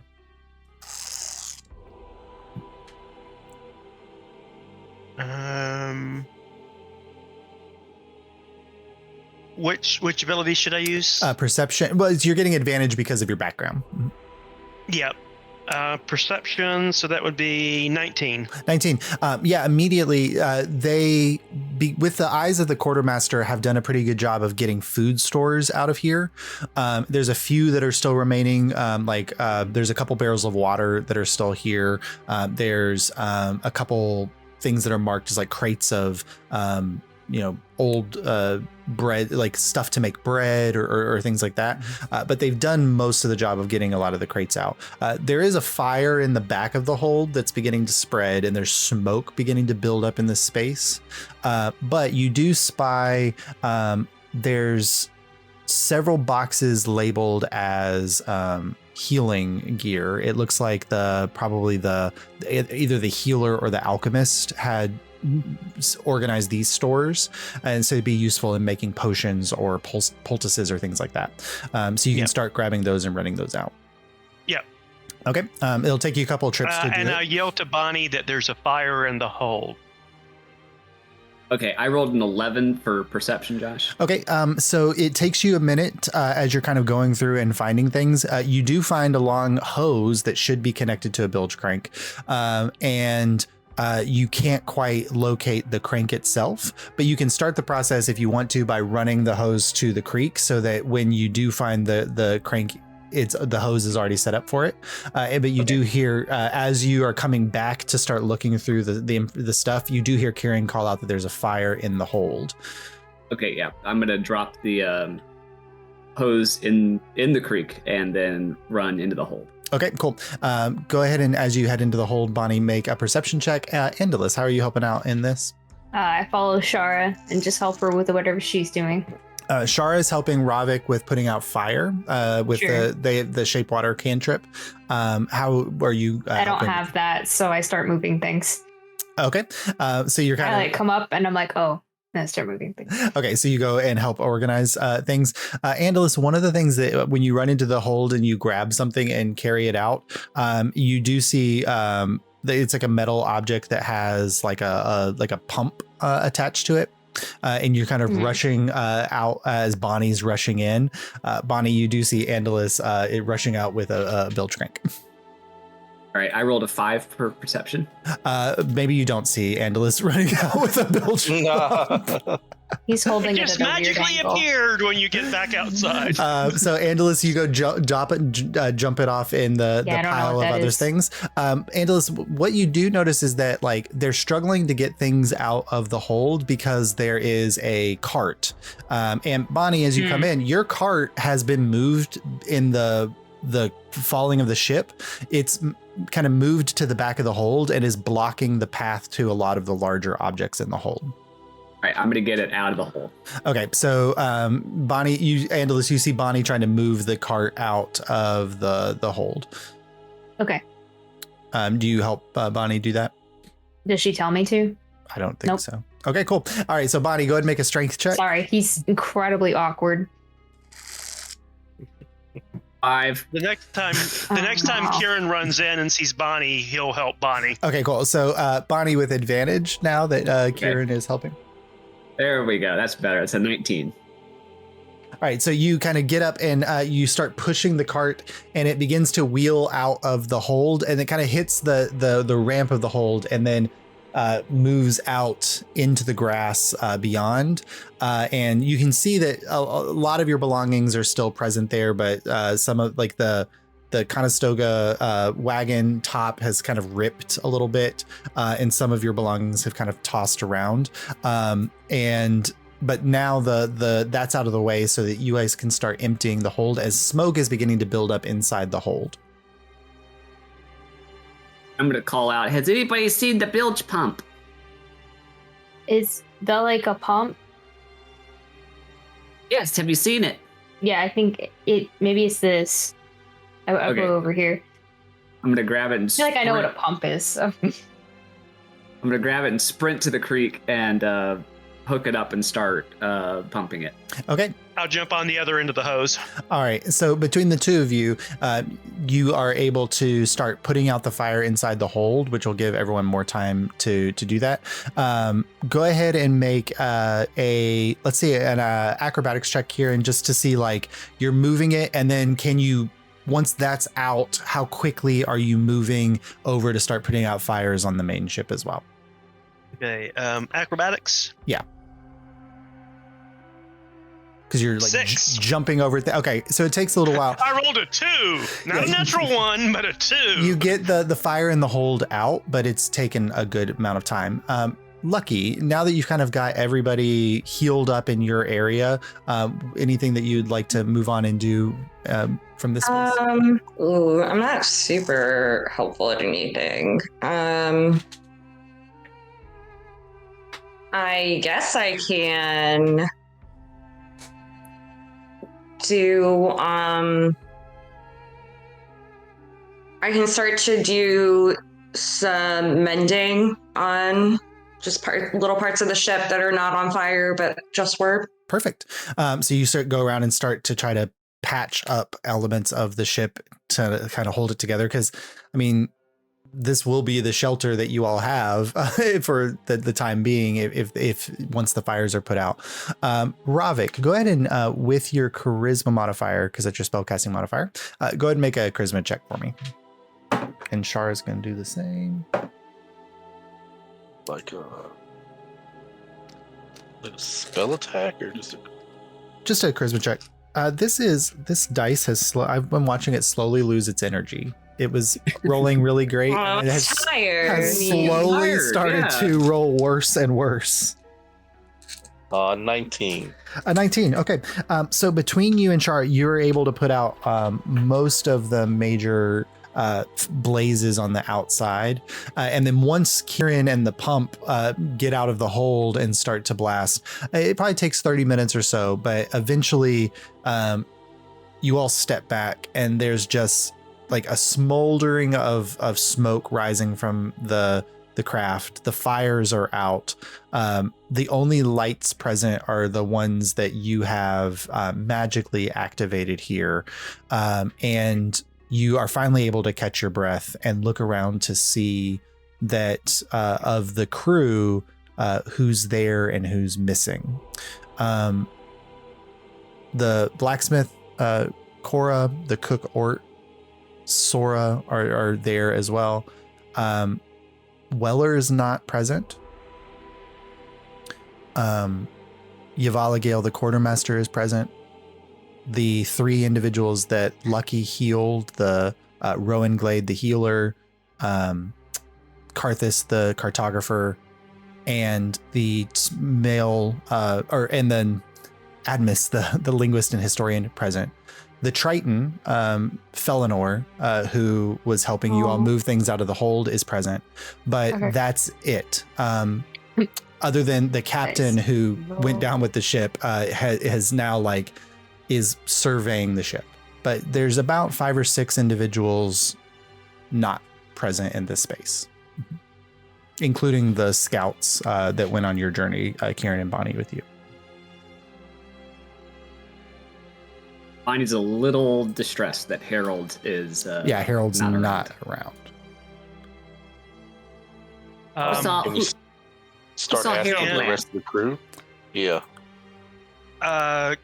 Is there something on the ship that I can climb up to look out? Yeah, there's several kind of ropes and things that are dangling in rope ladders from the edge of the ship. You that weren't burned, you can climb up one of those I easy want to enough. basically Climb up and help. get a vantage point to see if I can see like light from anywhere in the forest where someone's got a torch lit or Mhm. something like that. Okay, so you climb up Yeah, to the highest point and go ahead and make a perception check as you're looking out. Yeah, Ravik. Can I? Oh, well, so can I help with? Yeah, you can go up with him and help. So Kieran, you can roll with advantage. Okay. Ba, ba, ba, ba, ba, ba, ba. That is an 18. An 18. So as you are looking out into the darkness of beyond this space, the imposing wall of the jungle down the slope before you, and here at the edge of the mountain, like you realize that you're in a mountain valley, and then there's another mountain range far off into the distance. That you can only tell is there because it's blocking the light of stars and moonlight that's beginning to rise in the distance. Surveying the full expanse of the valley before you, you don't see any lights. You don't see the telltale hint of fires. But you also know how quickly torchlight disappeared within the forest canopy and how thick that canopy is. You don't see anything, which could potentially mean that there's nothing to see, but there's a glimmer of hope that perhaps they're just spread out in that space. I will find the captain and see if I can get him to sound the ship's horn. Okay. So you go up to the captain who is kind of surveying the ship, making sure like what elements of the ship are still hold. He says, I can do that, kitten. Just let's see if it's still functioning. And he goes into the main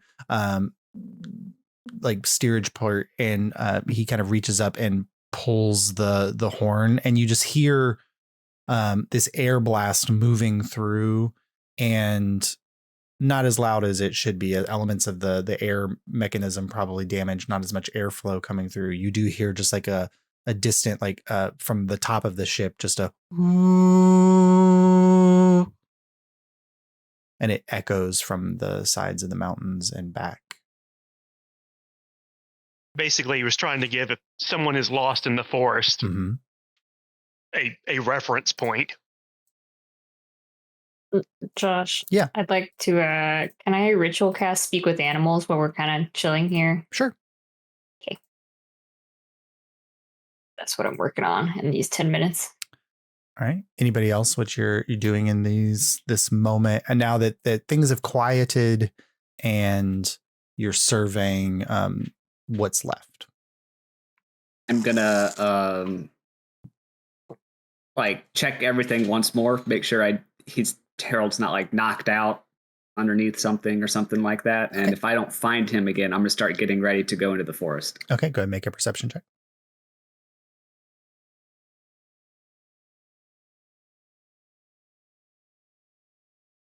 Three. What is with your dice I today? know. It's his D&D Beyond. Stop rolling online. Get real dice.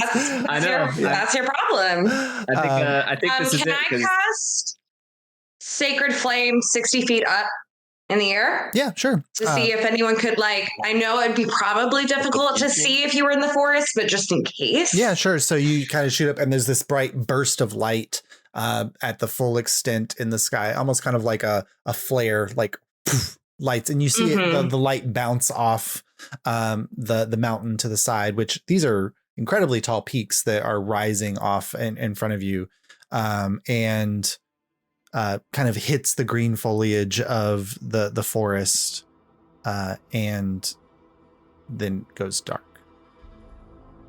Can I just start sort of interviewing people, sort of trying to get almost like a timeline of, well, when is the last time you saw this person? Mm-hmm. Where were they standing on the ship?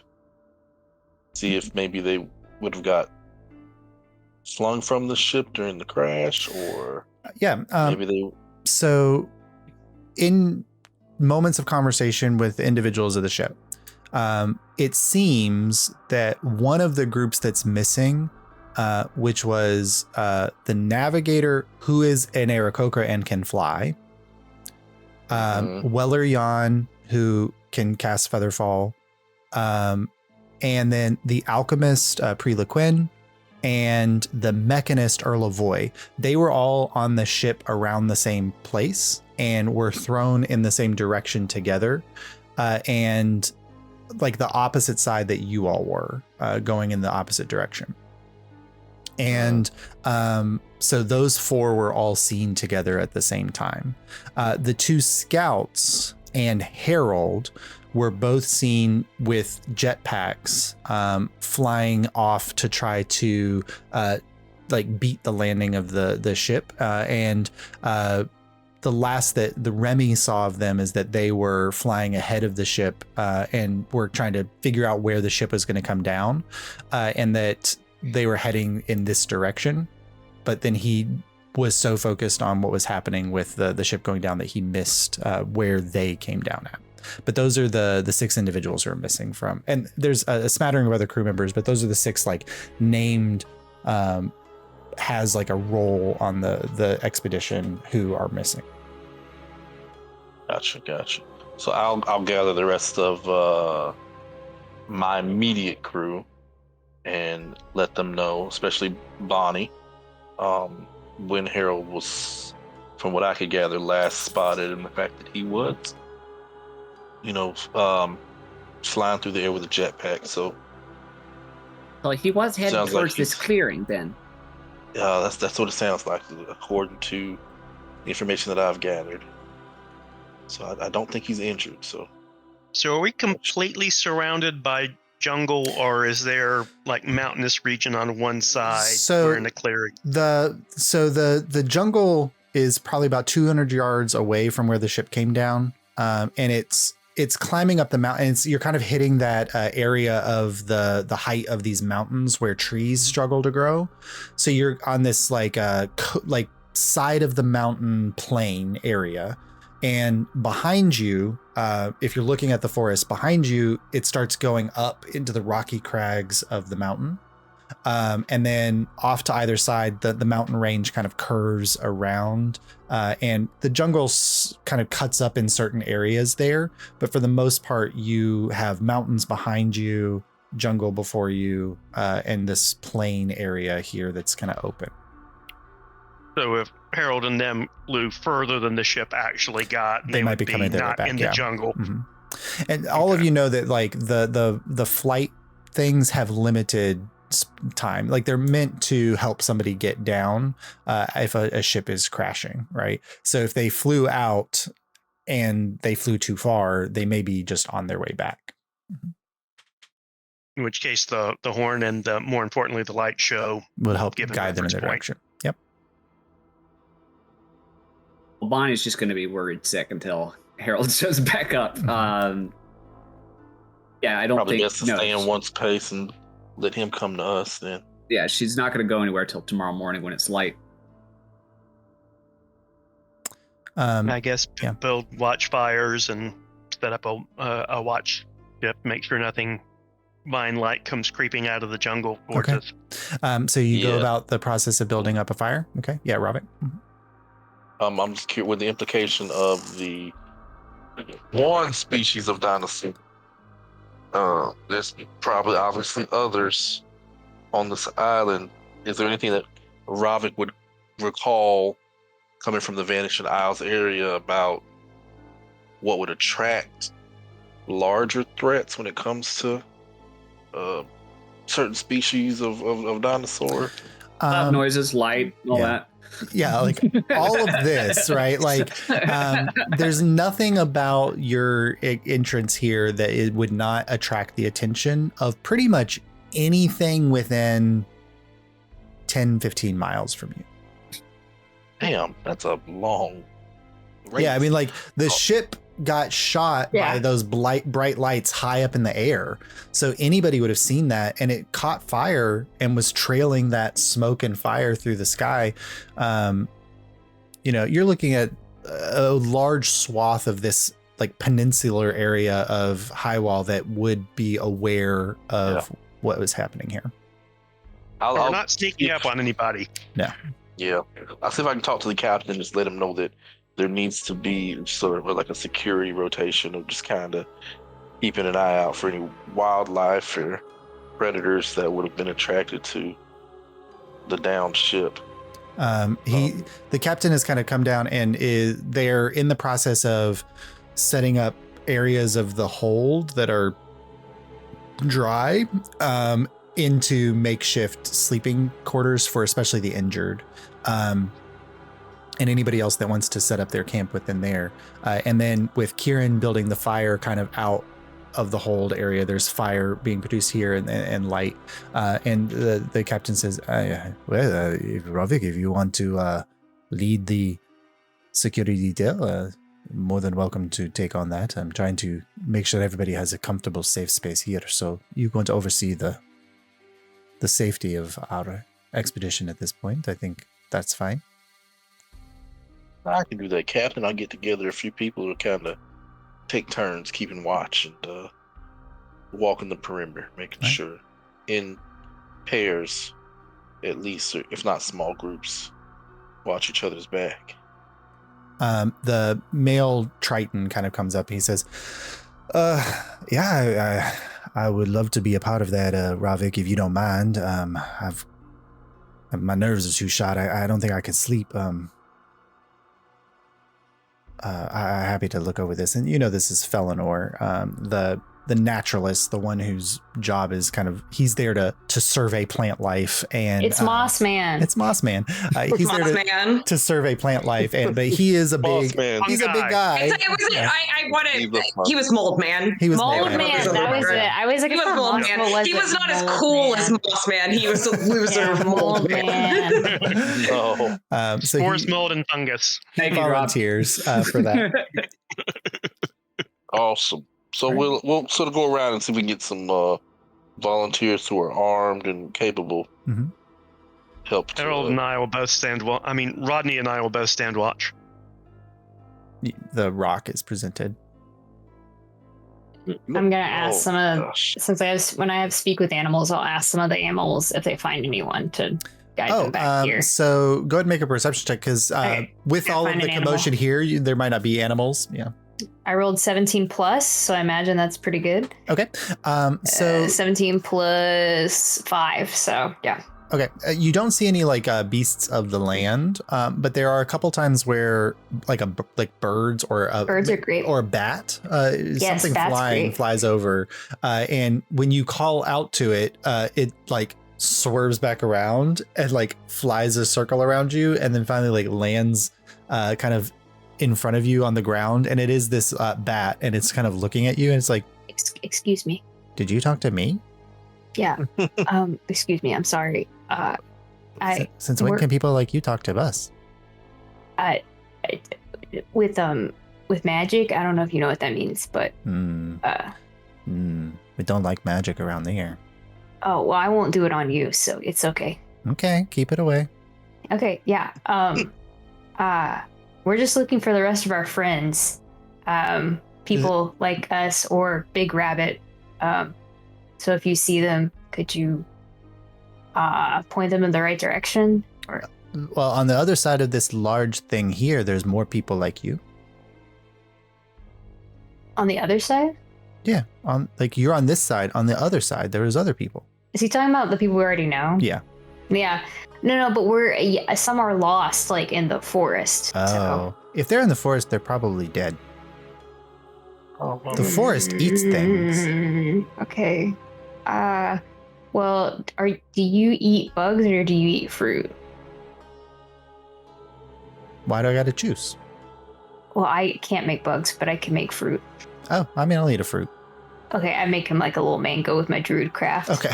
Here you go. And he got nibbles on it. And then he says, like, there are other people around here. They don't look like you, though. Oh, okay. And I'm especially looking for one with like big ears like this. I'm trying to like describe Harold Okay. for the ears. I don't think I've seen that. I'll keep an eye out, though. Yeah, I'll give you a ton of mangoes if you find him. What about my friends? All the mangoes I can make in cantrip type way. Okay. And he kind of gets up and flies away. It is about 10 minutes later where a swarm of bats A cloud rises from the flying around the area. All of them are like, fruit. Andalus, you could hear them, but everyone else, you just hear like the screeching of bats. No, you have to find him first, and then I'll get you fruit. Oh. I start making them fruit, though. Okay. I feel bad anyway. They fly down and they'll eat it a little bit, but then eventually the swarm listens to you, and then they fly off in the directions to kind of look around. Mm-hmm. Okay, thank you. Make a persuasion check with advantage. With advantage, okay. Yeah. With mango based advantage. Mangvantage. Wow, I got a 19, which is really good for me. Which is so good for Andalus. Okay. So you all watch as like Andalus is there, like arms raised, and this swarm of bats just diving down for mangoes, and eventually like fly, my pretties, and all of the bats fly off into the distance over the forest, and you just see the swarm of bats as the moonlight is beginning to kind of shine across the valley. Bye. Okay. All right. Very cool. Clocks kind of ticking and time going by. Anybody else doing anything in these moments as things have quieted down and people are, especially those who are injured, are kind of going to sleep and trying to get rest? No, I'll tell Ravik that I will join his like little security setup, like on a round. Okay. All right. So Ravik, you've got Felinor, yourself, Kieran, and Bonnie, and Lucky, all giving in. And Rodney. And Rodney, giving in for rounds. For the night, if you can run like, 4 2-hour shifts and then everyone can still get a long rest if you would like to do that. Sounds good. That's fun. Who would you like to have first watch? I'll take first watch. Why not? Okay. Now, Rodney will join you. Bonnie, here's a question: does Bonnie sleep until Rodney. Harold arrives? Let me roll for that. Knowing that Ravik has said, "I'll take first watch," is Bonnie gonna stay awake as well? Bonnie's gonna try to sleep. Okay, so Bonnie uncomfortably goes to sleep. Ravik and Rodney take first watch. Go ahead and make a perception check. I would like to also back him up with this. I don't want him to be left stranded. Okay, you can do that. Yeah. Rodney, I worry that Ravik's not strong enough to hold his own against Rodney. So I will I'm definitely the I will slack. join this. All right, so you can either individually roll perception, or if one of you like to roll perception, and if the other has, they can give a help action.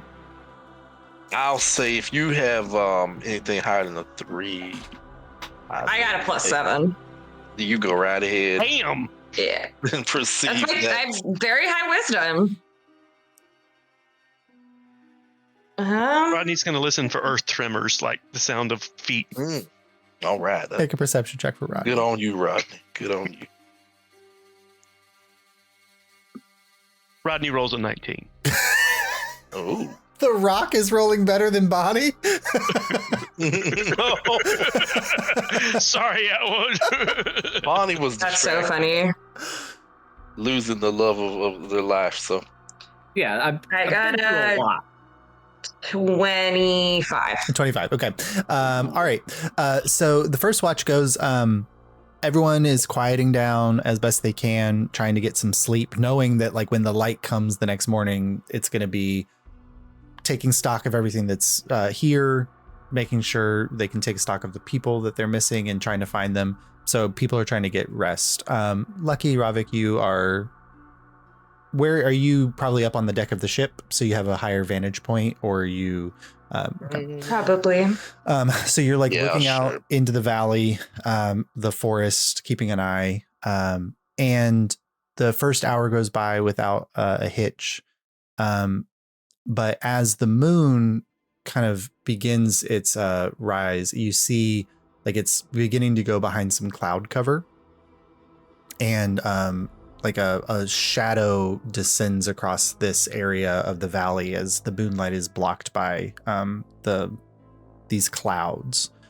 And you hear, or rather see, movement on the forest edge. Just one like darting movement, and then another, like moving from the forest edge to like rocky outcroppings to small depressions, and like hiding within those depressions.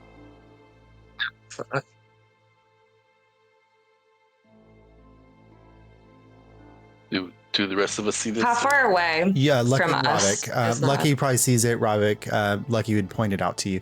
So the forest is about 200 yards away. So, Okay. 2 football fields or so. Mhm. Okay. Pretty far for it. Yeah, that's really far. Fast. I guess just keep an eye on it and see if it starts moving closer. I mean, there's Okay. nothing to do from like right here unless we want to confront. Okay. So you keep an eye out? If they get any closer. I say this to Ravik, and if you have Yeah, I alternate agree. ideas.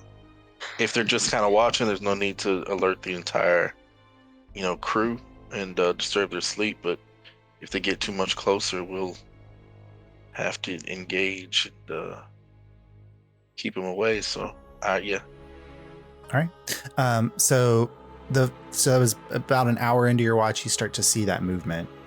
And then the clouds kind of move, and moonlight then dapples the valley, and you don't see any movement from those creatures again. 30 minutes goes by or so, and then another kind of swath of clouds begins to move in and covers the moonlight. And you notice like darting of those kind of creatures that you can't really tell what they are from a distance, moving a little bit closer, probably now 100 yards, not 300 Oh God. feet. 100 yards, not yeah. feet. Lord, Can I? I'll make the observation. It seems like they're most active when the moonlight is not out.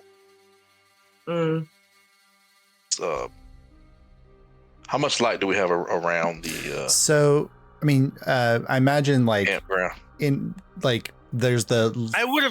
There's the entranceway to where the hold where people are sleeping. It would have been built outside of that as kind of to create a light perimeter. Yeah. They'll be able to there's be a around the corner file inside, but basically so that the opening that's there, nothing could get through it without being seen. Yeah, so there's a large signal fire, and you guys are the hold is facing the forest, so there is a fire down on the ground, and it's fairly large. It's probably a pretty large fire. It's the flames were big and tall when you first built it. It's calmed a little bit, but it is casting a healthy amount of light around the entrance to the ship. Okay, so I think Lucky was going to say something. Oh yeah, go ahead. No, I was just. What do you want to do? How long do we have till the next shift starts? If you're doing a 2-hour shift, you got about 20 minutes. Okay. I said we'll go ahead and wait the next shift, and I think for safety, we kind of see if we can scope out what these creatures are. Okay. Who would you wake up as shift 2? Oh, I don't. Kieran, Bonnie, or Felinor. I think we'll let Bonnie sleep as much as they can. I don't trust those dice rolls. You said it, not me. One of the other, Felinor, I guess. Okay. Felinor and whoever's next. Kieran, if you do Felinor for the next watch, then Kieran would be for the third. Okay, yeah, sure. We'll wake up Felinor. I'll ask Lucky, do you want to Is everybody sleeping in like the same area on the ship? Yeah, so like the hold was kind of set up where people should sleep unless somebody wanted to sleep in a separate location, like, you know, pull their bedroll off into the side of the ship or something like that. But most people seem to have gone into the hold for protection's sake. Okay, cool. I'll ask Lucky, do you want to see if we can get a bit closer, get a better look? Not necessarily engage these things, but just... And then we'll tell Felinor to keep an eye out for us in case we do need backup. Yes. Okay. So you both kind of climb down off the ship and you're moving a little closer. Are you moving with stealth? Absolutely. Go ahead and make a stealth check.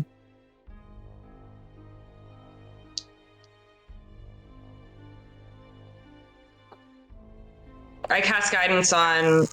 You can't do guidance on yourself, right? Yeah, you can. That's not it's how just it as a works. creature you can touch, so you can touch. You can touch yourself. I can touch myself. That's so good to know. Oh, Jesus Christ, that's so good. Josh, I'm gonna send you a message about something really quick. Yeah. I got a 25. 25. Okay. So you are stealth. What was yours? Oh, well, Bravik's. Oh, okay. He sent it to me. So you've got your stealth kind of carrying through, and you begin to move closer and are checking things, keeping an eye on the moon kind of opens up a little bit and light comes across the valley, and you see one of these creatures had gotten probably within 150 feet or so. And in the moment the moonlight hits, they duck down as close to they can to the ground, almost so that like the cover of the tall grass here kind of covers them and provides a little shade from the moonlight. Lucky, what you see is at best you would describe it as like a wolf or a dog, some kind of hunting pack animal. But there are tendrils of like smoky energy rising off of them. And when they flatten themselves, like a wolf would be able to lay down in the grass, but wouldn't be able to flatten themselves into the ground. It's almost like you're seeing the shadow of a wolf or the shadow of some kind of hunting pack creature. Okay. For you, that sucks. May make a religion check. Ooh, okay. Here I was hoping. And I want everyone to know that for the new D&D rules, that for religion checks, you can now add your wisdom modifier to it, because this doesn't have to be an intelligence you wouldn't be able to. Of course. That actually makes sense. Yep. It actually makes sense. So instead of intelligence, it's a wisdom? No, clerics can add their wisdom to it. Clerics can add wisdom. It's still an intelligence check, but clerics can add their wisdom. That's cool. There's one other one that you can do that for too, but I don't remember what it is off the top. Yep. What it is off the top of my head. Okay, so I got a 15. A 15. Lucky. The last time you heard about a creature such as this, if we go back 12 years or so, you were in Mount Adronis. The Guardians were training, and part of their training was to go out near the Veil and check on things near the Veil. And they took Lightbringers just in case they needed healing, but it was a Guardian training. So you went, and seeing the mile-high roiling mass of shadow before you, And then when the sun set, seeing the creatures that popped out and hunted in the vicinity of the veil. Mm-hmm. They looked a lot like this. Okay. These are I will- probably remnant shadow or veil creatures. Mhm. I will. How far away from the ship are we? So you guys probably moved down 50 feet or so, 60 feet or so. Okay. I'm messaging Felinor to wake the ship, and we have veil creatures encroaching. Okay. And I will tell Ravik. Yeah. The same. And as you turn to kind of point and message at the ship, you see at the edge of the mountain what you would imagine was a boulder, a very large boulder, stands up, has a humanoid form, and begins to walk towards the ship very carefully with a club in hand. That's where we'll pick up next week. Oh my god, Jesus. Mhm. Oh, so fun. Okie dokie. Yay! Here I was thinking velociraptors were going to be the worst thing we're about to deal with. He's Oh, only sound coming went because out. he saw Rodney and was like, "Oh no, a threat!" Oh no, a threat. Wait, So what happened? My sound went out. your What sound went happened? out. So Lucky was able to, when you guys got up close enough to the creatures, that the shadowy creatures that are like, and there's probably 7 of them that are approaching, are veil creatures. They're remnant shadows that have somehow managed to eke out existence by hiding in the dark places and only come out to hunt at night. Okay, I heard that part. Okay. And as Lucky turned to warn the ship that there was a potential attack coming, you like saw a massive, probably 20-foot tall creature stand up at the side of the mountain and begin to walk down the mountain in your direction with a club in hand. Both of you would know that this is a giant coming. Cool. Yeah. But That's what fun. we'll pick up next week. Oh Very boy. fun. That's a You're in good trouble, time. gang. Josh, I You in expect danger, girl. messages about my insight check about Oh, yeah. what that voice note was. I will send it to you in text, and then we can shout back and forth in text to each other. Yes, Yay. please. What's please. happening? Well, something happened, and then Lucky, because it happened, Lucky got a whisper. I know, but what was the whisper? It's I don't know. Maybe your insight should be better.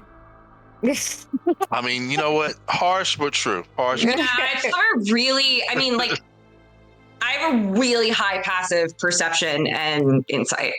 Like, those are, I mean, like, because I already have good wisdom, and then I took proficiency on top of those. So Well, that's really it. I keep looking at passive have perceptions. rolled- You're the only one that, like, yours is the highest, I think, of the passives. So Yeah, Probably. probably higher I than have mine. rolled worse on role-playing game sessions. I can't tell you the last time I rolled this bad. well, look, we're only session 2. It can only get better for Yeah. you. You know what? But my dice have been That's doing not well. true. Maybe we sometimes characters roll bad, Nobody- and then we have to accept them and love them anyway. But Nobody I rolled a cleansed- natural, nobody rolled a natural 1. So I cleansed all the jury energy out of my tray. Rob rolled a natural 1, but he had advantage. He had advantage, so yeah, it that's true. didn't go through. And I rolled a 2, and I rolled a 6, and I rolled a 4. But I also Oh my rolled some gosh. 19s and 16s. So There you go. Hey. There you go. It all balances out, baby. yeah, and the Rock rolled a 19.